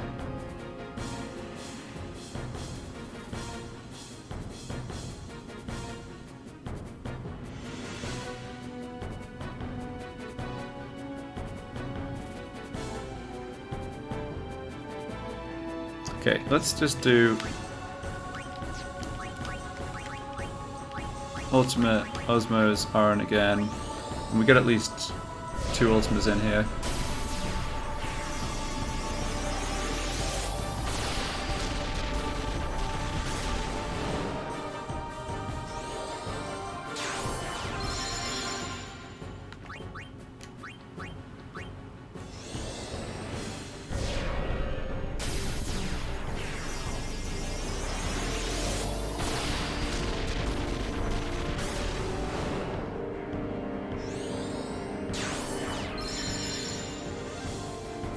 Yeah, now I get back to 90 MP exactly if I Osmo as Riku, which is kind of a funny coincidence. Right, so you need to defend. Yeah, that was the turn where I could have in theory got this copycat in with Lulu, but it doesn't work because Auron has to defend. So this is just a dummy weapon switch. We're hoping either Lulu evades or Evrae hits Auron, obviously. Alright, no good.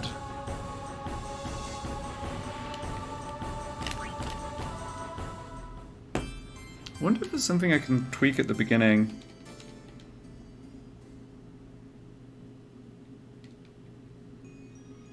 We could pull back after one attack.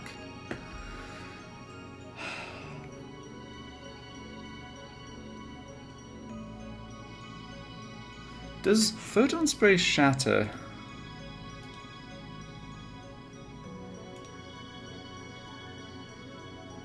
No, it doesn't. That's interesting.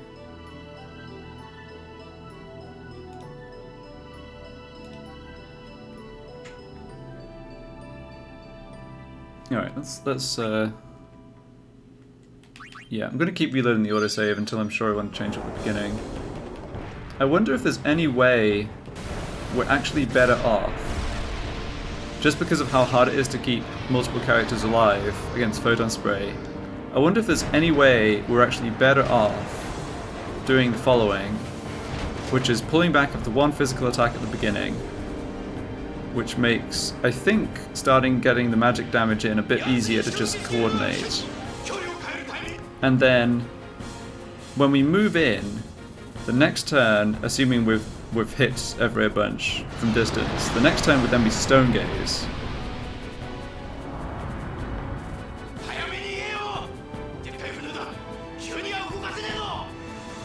So Ultima only... Does Ultima add Osmos? Does that add 2 to the Stone Gaze counter? Or is it only 1? What does P. Burblin's guide say here? It says a Formula 3 type attack. Okay. Well, Osmos is still a Formula 3 type attack, it just isn't an HP attack.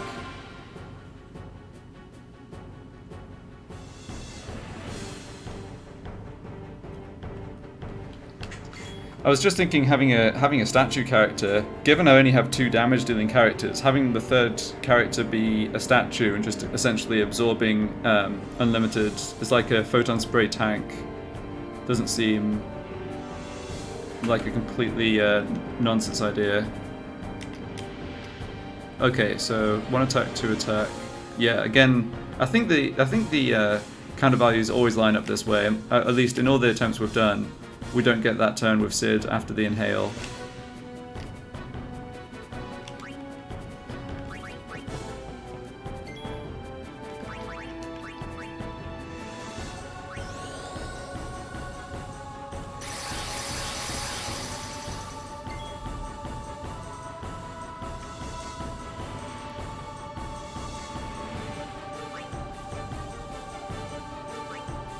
Yeah, and again, there's no way to have Auron get through both blast turns with only 1 defend action. Okay.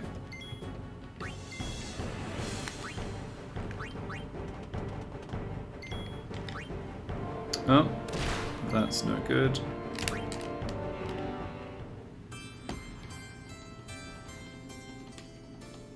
mean, to be honest, that would have been game over even if we had power break on Auron, say. Because I'm still going to have the third character slot be vulnerable to the physical attack.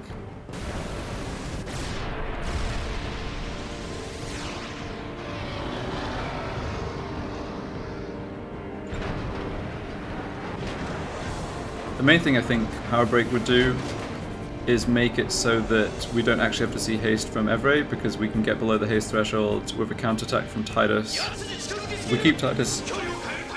Pardon me. If we keep Titus at full HP and have him counterattack Evrae to get across the damage threshold, that's only possible with Power Break or Protect. And it would help a lot to not have haste at the end, but thinking about it, we deal damage in just like Ultima-sized chunks, obviously. And that does not line up well with getting close enough to the HP threshold, to the haste threshold, for Tidus to go across the threshold with his puny, 130, 140 damage counter. Yeah, that's another problem I didn't consider. Okay. So what am I trying this time? Let's see. Definitely doing this.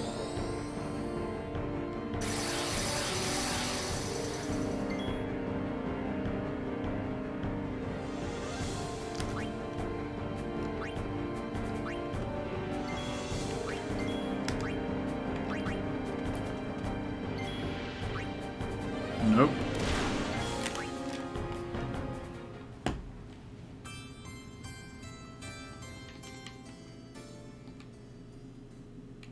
I guess Sentinel on... Oh no, Sentinel on Aaron has...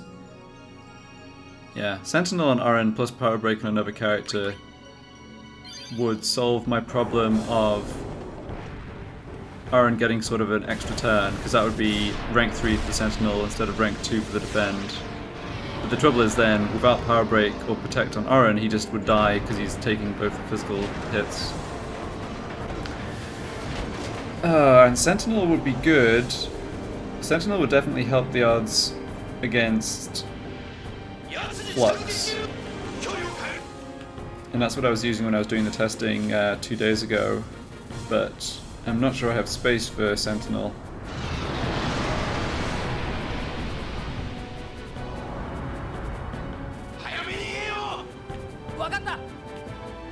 Because all I have left, abilities-wise... Let's see, let me just make sure I've got this... Yeah, I have got it up to date. So all I've got left ability-wise is one ability on Whacker and one on Orin. So I can't have all three of... Oh man, yeah. I can't have all three of Sentinel, Provoke, and Power Break / Protect. Yeah, so I think that means no Sentinel.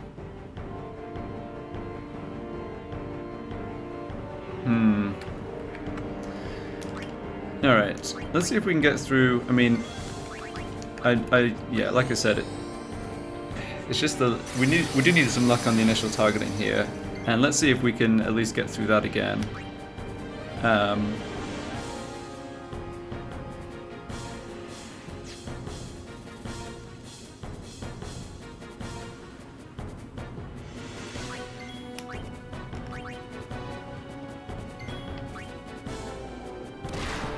Okay.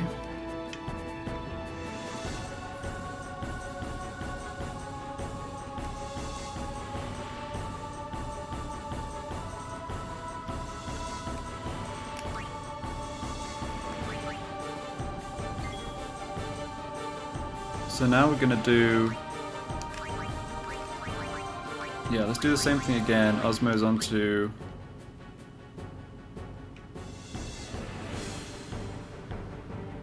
Well...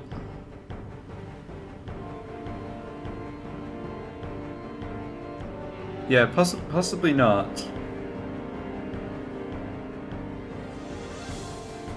I'm not sure... I think Evrae here... I think Evrae is going to be pretty problematic. No matter which of those abilities I have, actually. But yeah, I see what you're saying. I probably explained that in a bit of a weird way. My point was more that Sentinel... Yeah. My point was more that, like, Sentinel... You can sort of forego Sentinel and just get lucky with the attack targeting. At least for the fights we're talking about.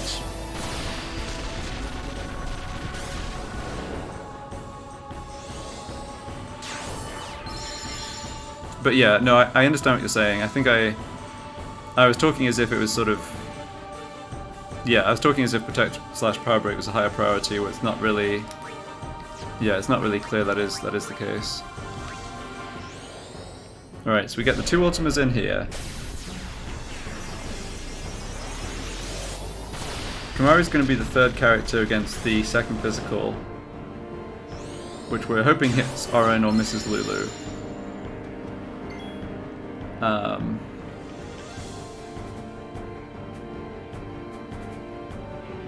Right.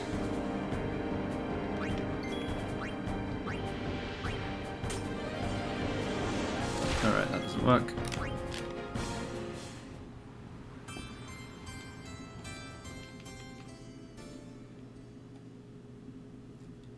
Yeah, if I'm not using Power Break or Protect to bypass the haste phase using a Tidus counterattack, then all it's doing for me is eliminating the RNG or reducing the RNG in these opening attacks. Which, I mean, we are obviously getting a bunch of game overs here, but I'm not sure that means Protect and Power Break are justified. I think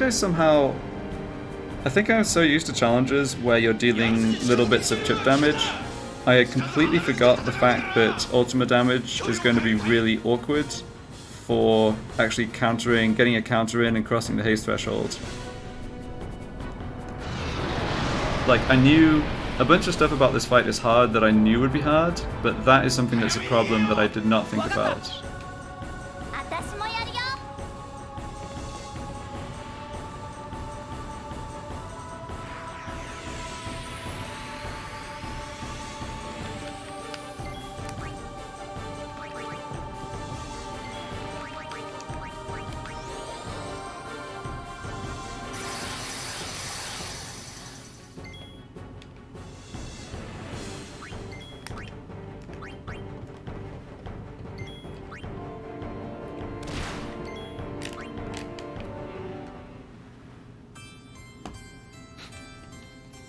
Yeah, honestly, Dark Attack is even, I guess, yeah, Evrae does resist Darkness, but yeah, Darkness is not even, it's not obvious that Darkness is even a worse option if all you're doing is saving these resets at the beginning.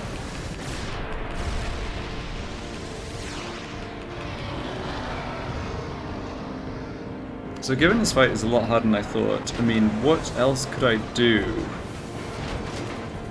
with that one extra ability on...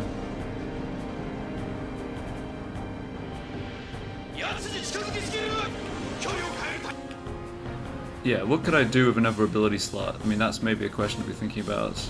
Just for getting past Evrae.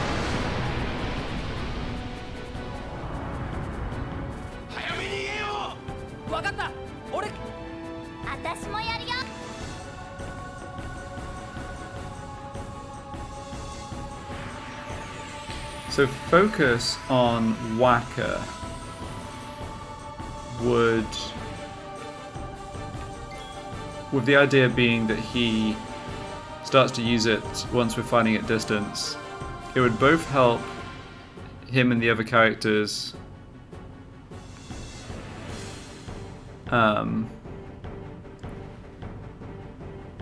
survive the photon spray and increase the ultimate damage. Full break's not an option. So right now I just don't have a way to get any character enough MP to use full break. If I wanted to, and in fact I already have all my, yeah, it doesn't work because I already have all 4 of my abilities on Lulu. So I could get Lulu over 99 MP if I got an MP plus 10% drop from one of the eyeballs, which we can go back and fight in the airship. It's an extremely rare drop, so it's not something I wanted to do. But yeah, I chose the copycat on Lulu for Flux. The thing is, I think I need copycat on Lulu for this fight too. I just haven't managed to get it to line up properly. But I think we just run out of MP if I don't also have copycat on Lulu here. So I don't think, yeah, I just don't see a way full break could really work.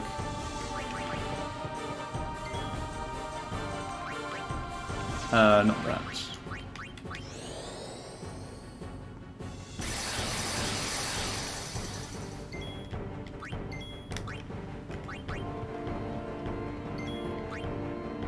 Oh, stop killing Riku!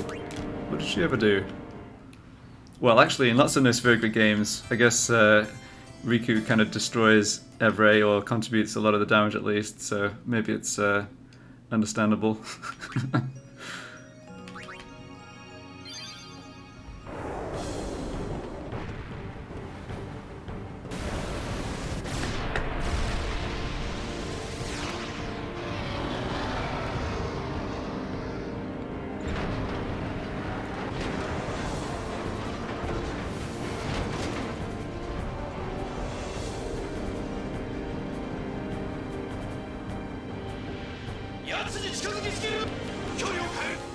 Focus, I'm not coming up with an ability that helps here more than focus, I don't think.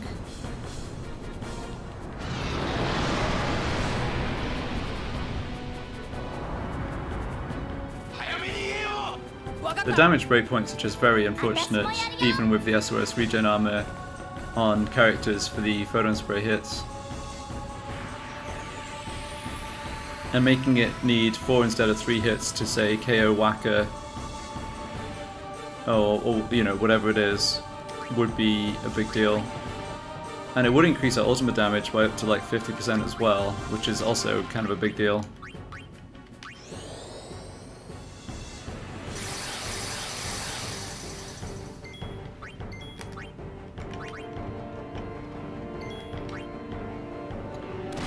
Alright.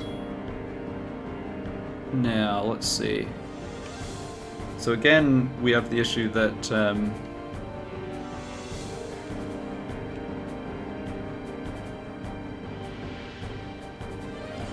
placing haste to go with slow and also taking a sooner to build up endless tick delay by alternating the two.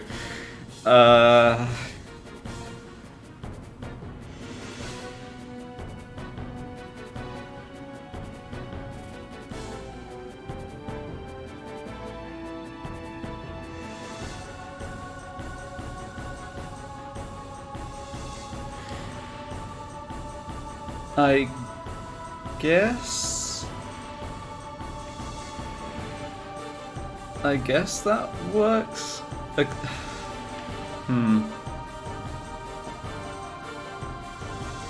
Alright, yeah. Yeah, I think what Blitz is saying is true.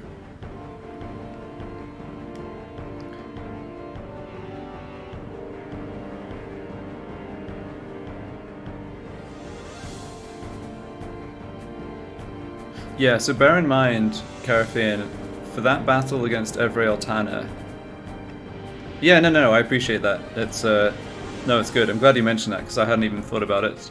But for that battle with Evrae Altana, I also had Titus with SOS Haste the whole way through, right? And that makes a huge difference. And I was also then able to get Riku under haste. And the other thing with Altana is every other delay cast is the haste, which always hits. So I just think those factors together, yeah, I think those factors together would mean it wouldn't work, but it's an interesting idea. Okay, so what am I doing now? So Kimahri with defend and Lulu are going to be my... Lulu hasn't dodged an attack yet. I mean, I guess it is only a small chance. So that means I don't want to do a copycat of Kimahri here. Yeah, because she needs to have defend up. Okay. So do we just hold off dealing damage altogether?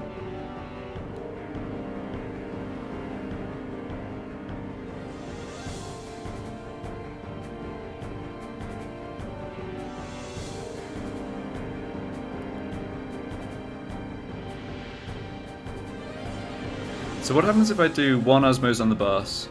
Then I've got 2 Osmoses left for later on Evrae.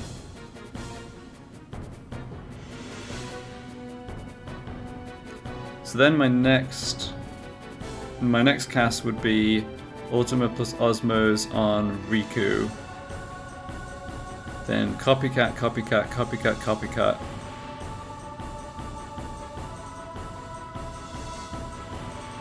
Yeah, okay, I think we can...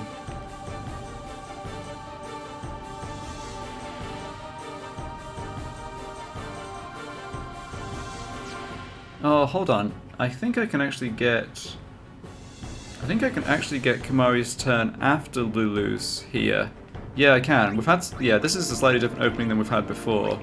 So I will do the Osmose on Auron again, and I'm gonna try and fit in a copycat with Lulu on herself, essentially, with Auron's MP. Because this time Auron's not going to be in the party defending. Oh, I need to watch using that 3rd character slot though, because that's going to be the Osmose target on the copycat. Right. Yeah. So here I need someone fast. Yeah, Wait, is that too fast? That's a bit too fast.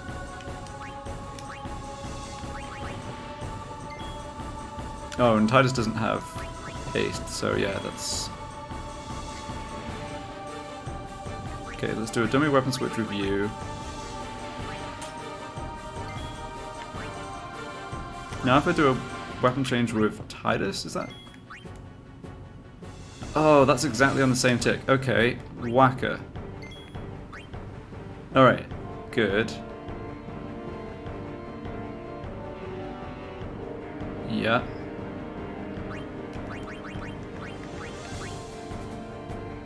Everybody's gonna be like, what are you fooling around with? And just hit and kill Lulu after all this.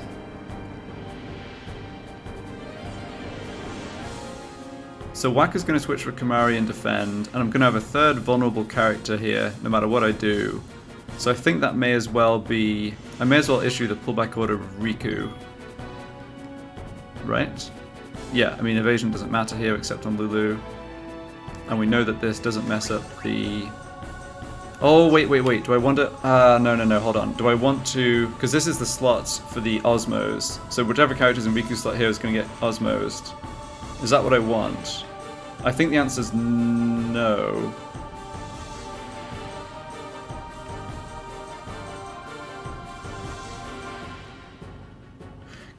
Maybe it's fine. Can Lulu just stay...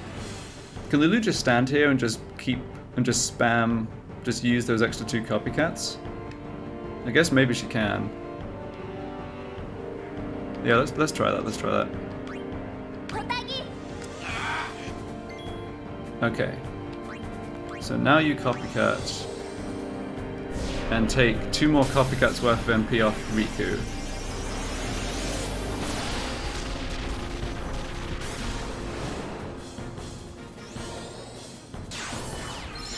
No, you just missed yourself. Huh. So maybe it's randomized if the original character isn't in the party still. And I just assumed because of what happened that previous time that it targeted the same character slots. But that suggests it's randomized, because that was Lulu targeting herself and missing. Alright, interesting.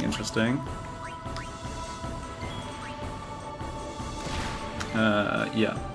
about Evrae targeting Lulu and just killing her. Should have kept my mouth shut.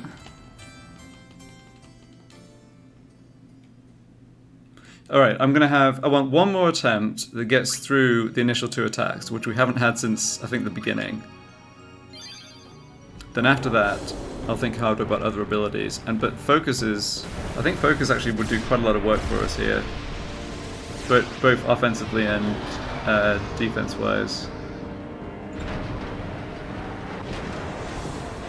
It's not clear it couldn't be a little useful against Flux, maybe, but it's just not really time to be faffing around with Focus.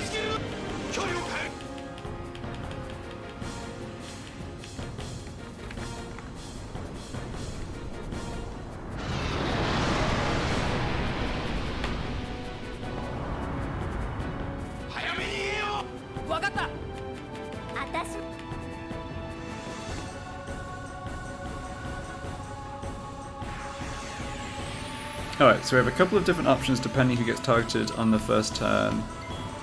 And Oren getting targeted actually was kind of nice from getting the 2... getting to use a copycat on Lulu right away, basically.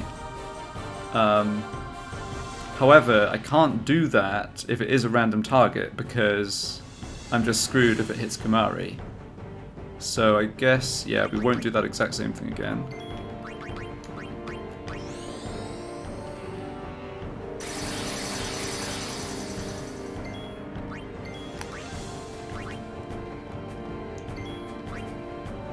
No.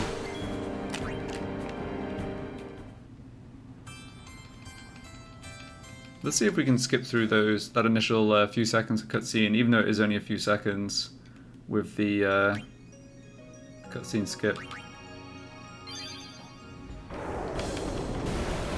Oh, science pointer, yes. Alright.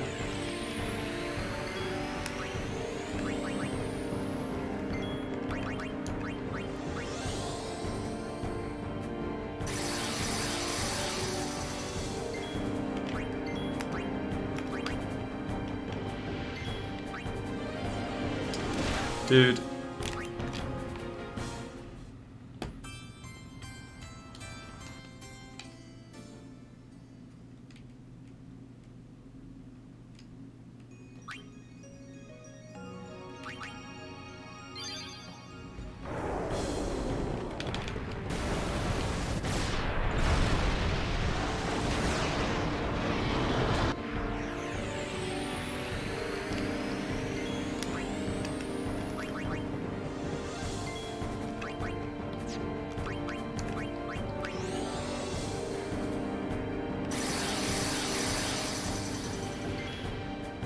Evrae's a spoil spot, yeah. It serves me right for such a luck reliant strategy, to be perfectly honest. But yep. Okay, so now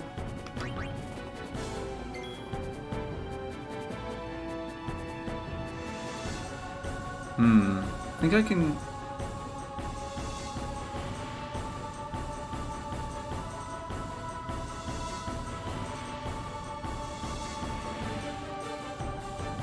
Alright, I don't think I'm going to be able to copycat this, but let's just do it anyway. I mean,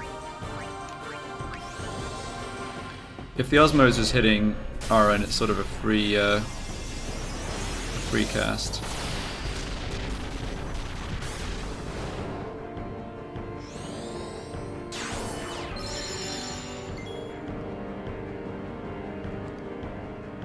Right, so you need to defend for the second attack, so you can't attack now. Riku's too fast to get a turn between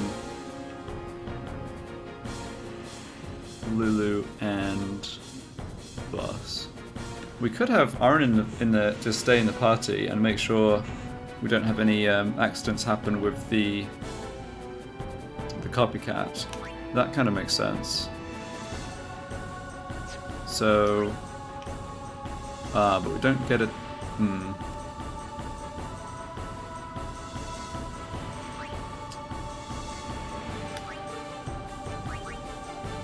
Yeah, we're just a couple of ticks short of sort of fitting in an extra Ultima. That's fine though. We've been dying to the 2 attacks, not to the Ultima timing. So what do I want from a character here? I think.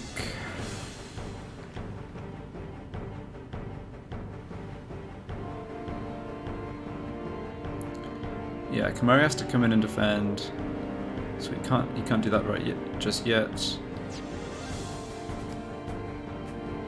But probably he can after a dummy weapon switch from Riku. Yeah, I'm not seeing anything more useful here. Don't want to issue a pullback command right now because Sid has the next turn.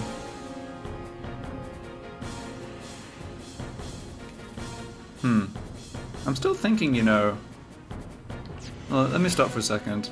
I'm still thinking about. What if we do pull back right now and let Evrae, let the next attack at close range be Stone Gaze? Obviously we don't want that to hit one of our casters, but there's a bunch of kind of expendable characters it could hit. I'm going to try that.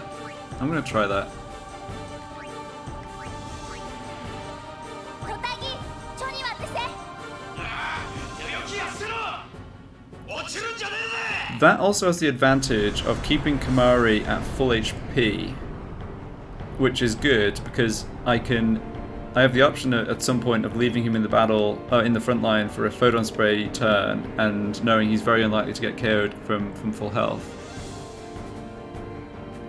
Alright, so we're going to see a Photon Spray here. I'd rather not have Riku, I guess.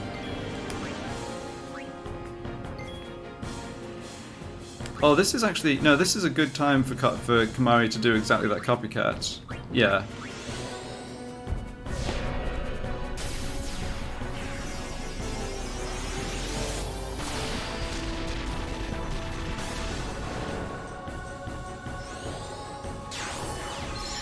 Right.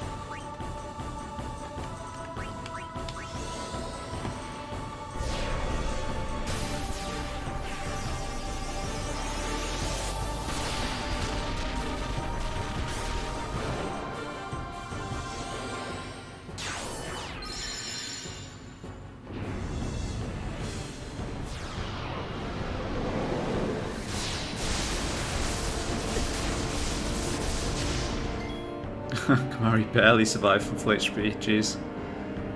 Yeah, I guess Lulu just got hit. I'm actually not quite sure exactly what did happen there. Well, Aaron's ended up at a good HP total, that's fine. Kamari needs to get out of the party. We're gonna hit with guided missiles, that's fine. We're not at... Okay, let's count the... Yeah, we also need to count the keep count on the stone gaze. So what's the stone gaze counter at now? 2, right? Sorry, 3. Yeah, because we've just hit it with 3 Ultimas, no Osmoses. So 6 is the magic number, and I don't believe that the guided missiles count. So what am I doing with Lulu here? I think I'm just going to Osmose... I think Lulu... Yeah, now Lulu can Osmose... No, now Lulu has to Osmose Evrae, that's right. Yes, if Kamari hadn't gotten hit quite so much there, I could potentially have had him...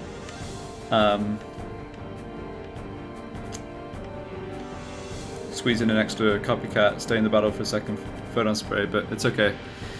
So I think I have to do an Osmose on the boss, just like a single Osmose on the boss with Lulu. That's okay. Let's have...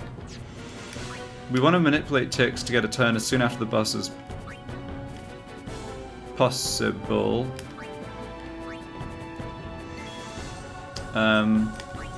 Yeah, so that's close.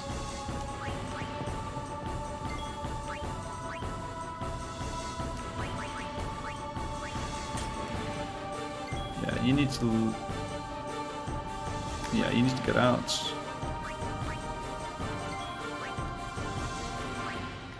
Okay, that's very good timing. Oh, that's really good as well, except we need the Osmose before anything happens, so there's no point doing a dummy weapon switch with Lulu. So that puts the Stone Gaze count up to 4.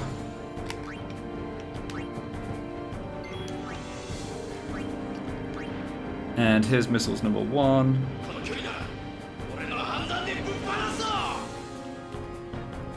I must admit, the Sid voice over there, the Sid voice acting made the guiding missiles sound pretty dramatic.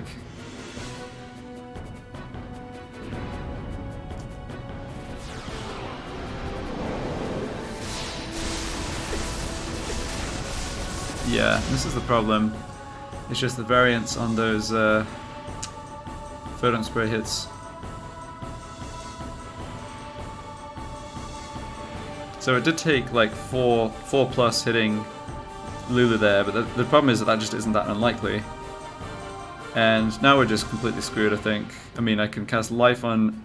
I guess I can cast Life and a Hastiger. Alright, sure. We'll continue.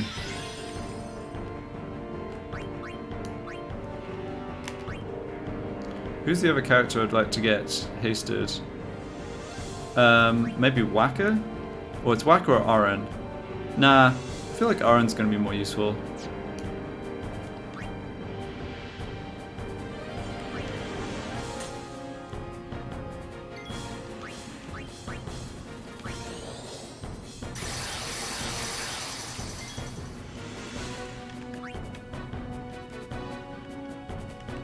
And Lulu does get 2 turns there. I wonder if there's any way we can have Kamari squeeze in a copycat, then get out. Probably not. Nah.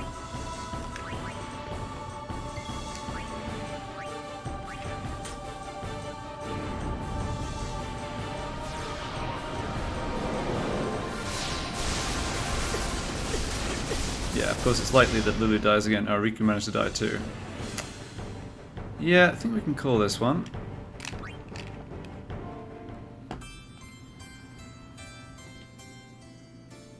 It's really a pity that yeah,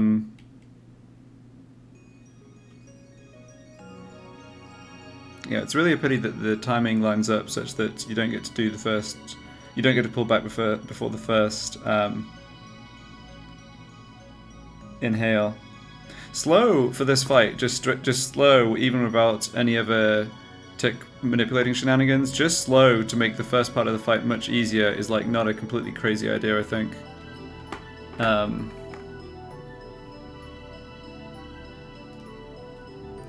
Alright, let's try and get... Oh, I said that was going to be... Yeah, I said I wanted one more attempt past the 2 attacks.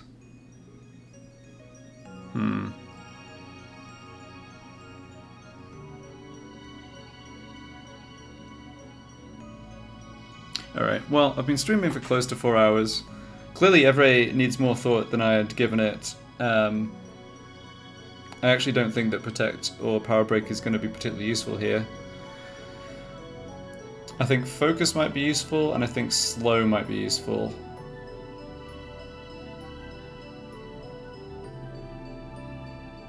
One slightly good thing is that Protect/Power Break was not part of my plan for Flux or the other bosses anyway. So while Slow doesn't do anything against Flux and Mordiorcus, it's not like locking me out of having any chance of winning that battle, for instance.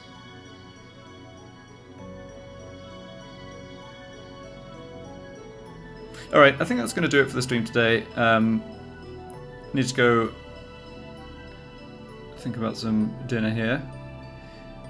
That was a pretty fun stream. We had a bit of a rough start in Bikanel, a couple of game overs, but then we got through most of the desert fairly easily. Then home, yeah, the first 2 encounters we just got Preemptive Strike, and it was sort of everything else was irrelevant. Then we had the Chimera encounter, which we lost once to, and then Titus pulled round what looked like a pretty dire situation against double Chimera, just on his own with equipment, like just off equipment swaps. So that was fun. And yeah, it was good to get started on Evrae. I definitely learnt a bunch here. We got to see a completely wild glitch that I've never seen before in thousands of hours of playing this game. And yeah, I got to learn something as well about Copycat interacting with targets. Yeah, what happens when you Copycat where one of the targets is switched out of the party, and it seems that targeting is random, or at least it's not the same character slot all the time, which I thought it was.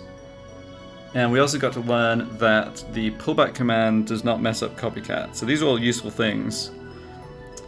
I think the start of next stream is just going to be continuing Evrae testing. Could get a bit tedious, but hopefully by trying either Slow or Focus, just for testing, we can make a bit more progress. Alright, well, thanks a lot for watching.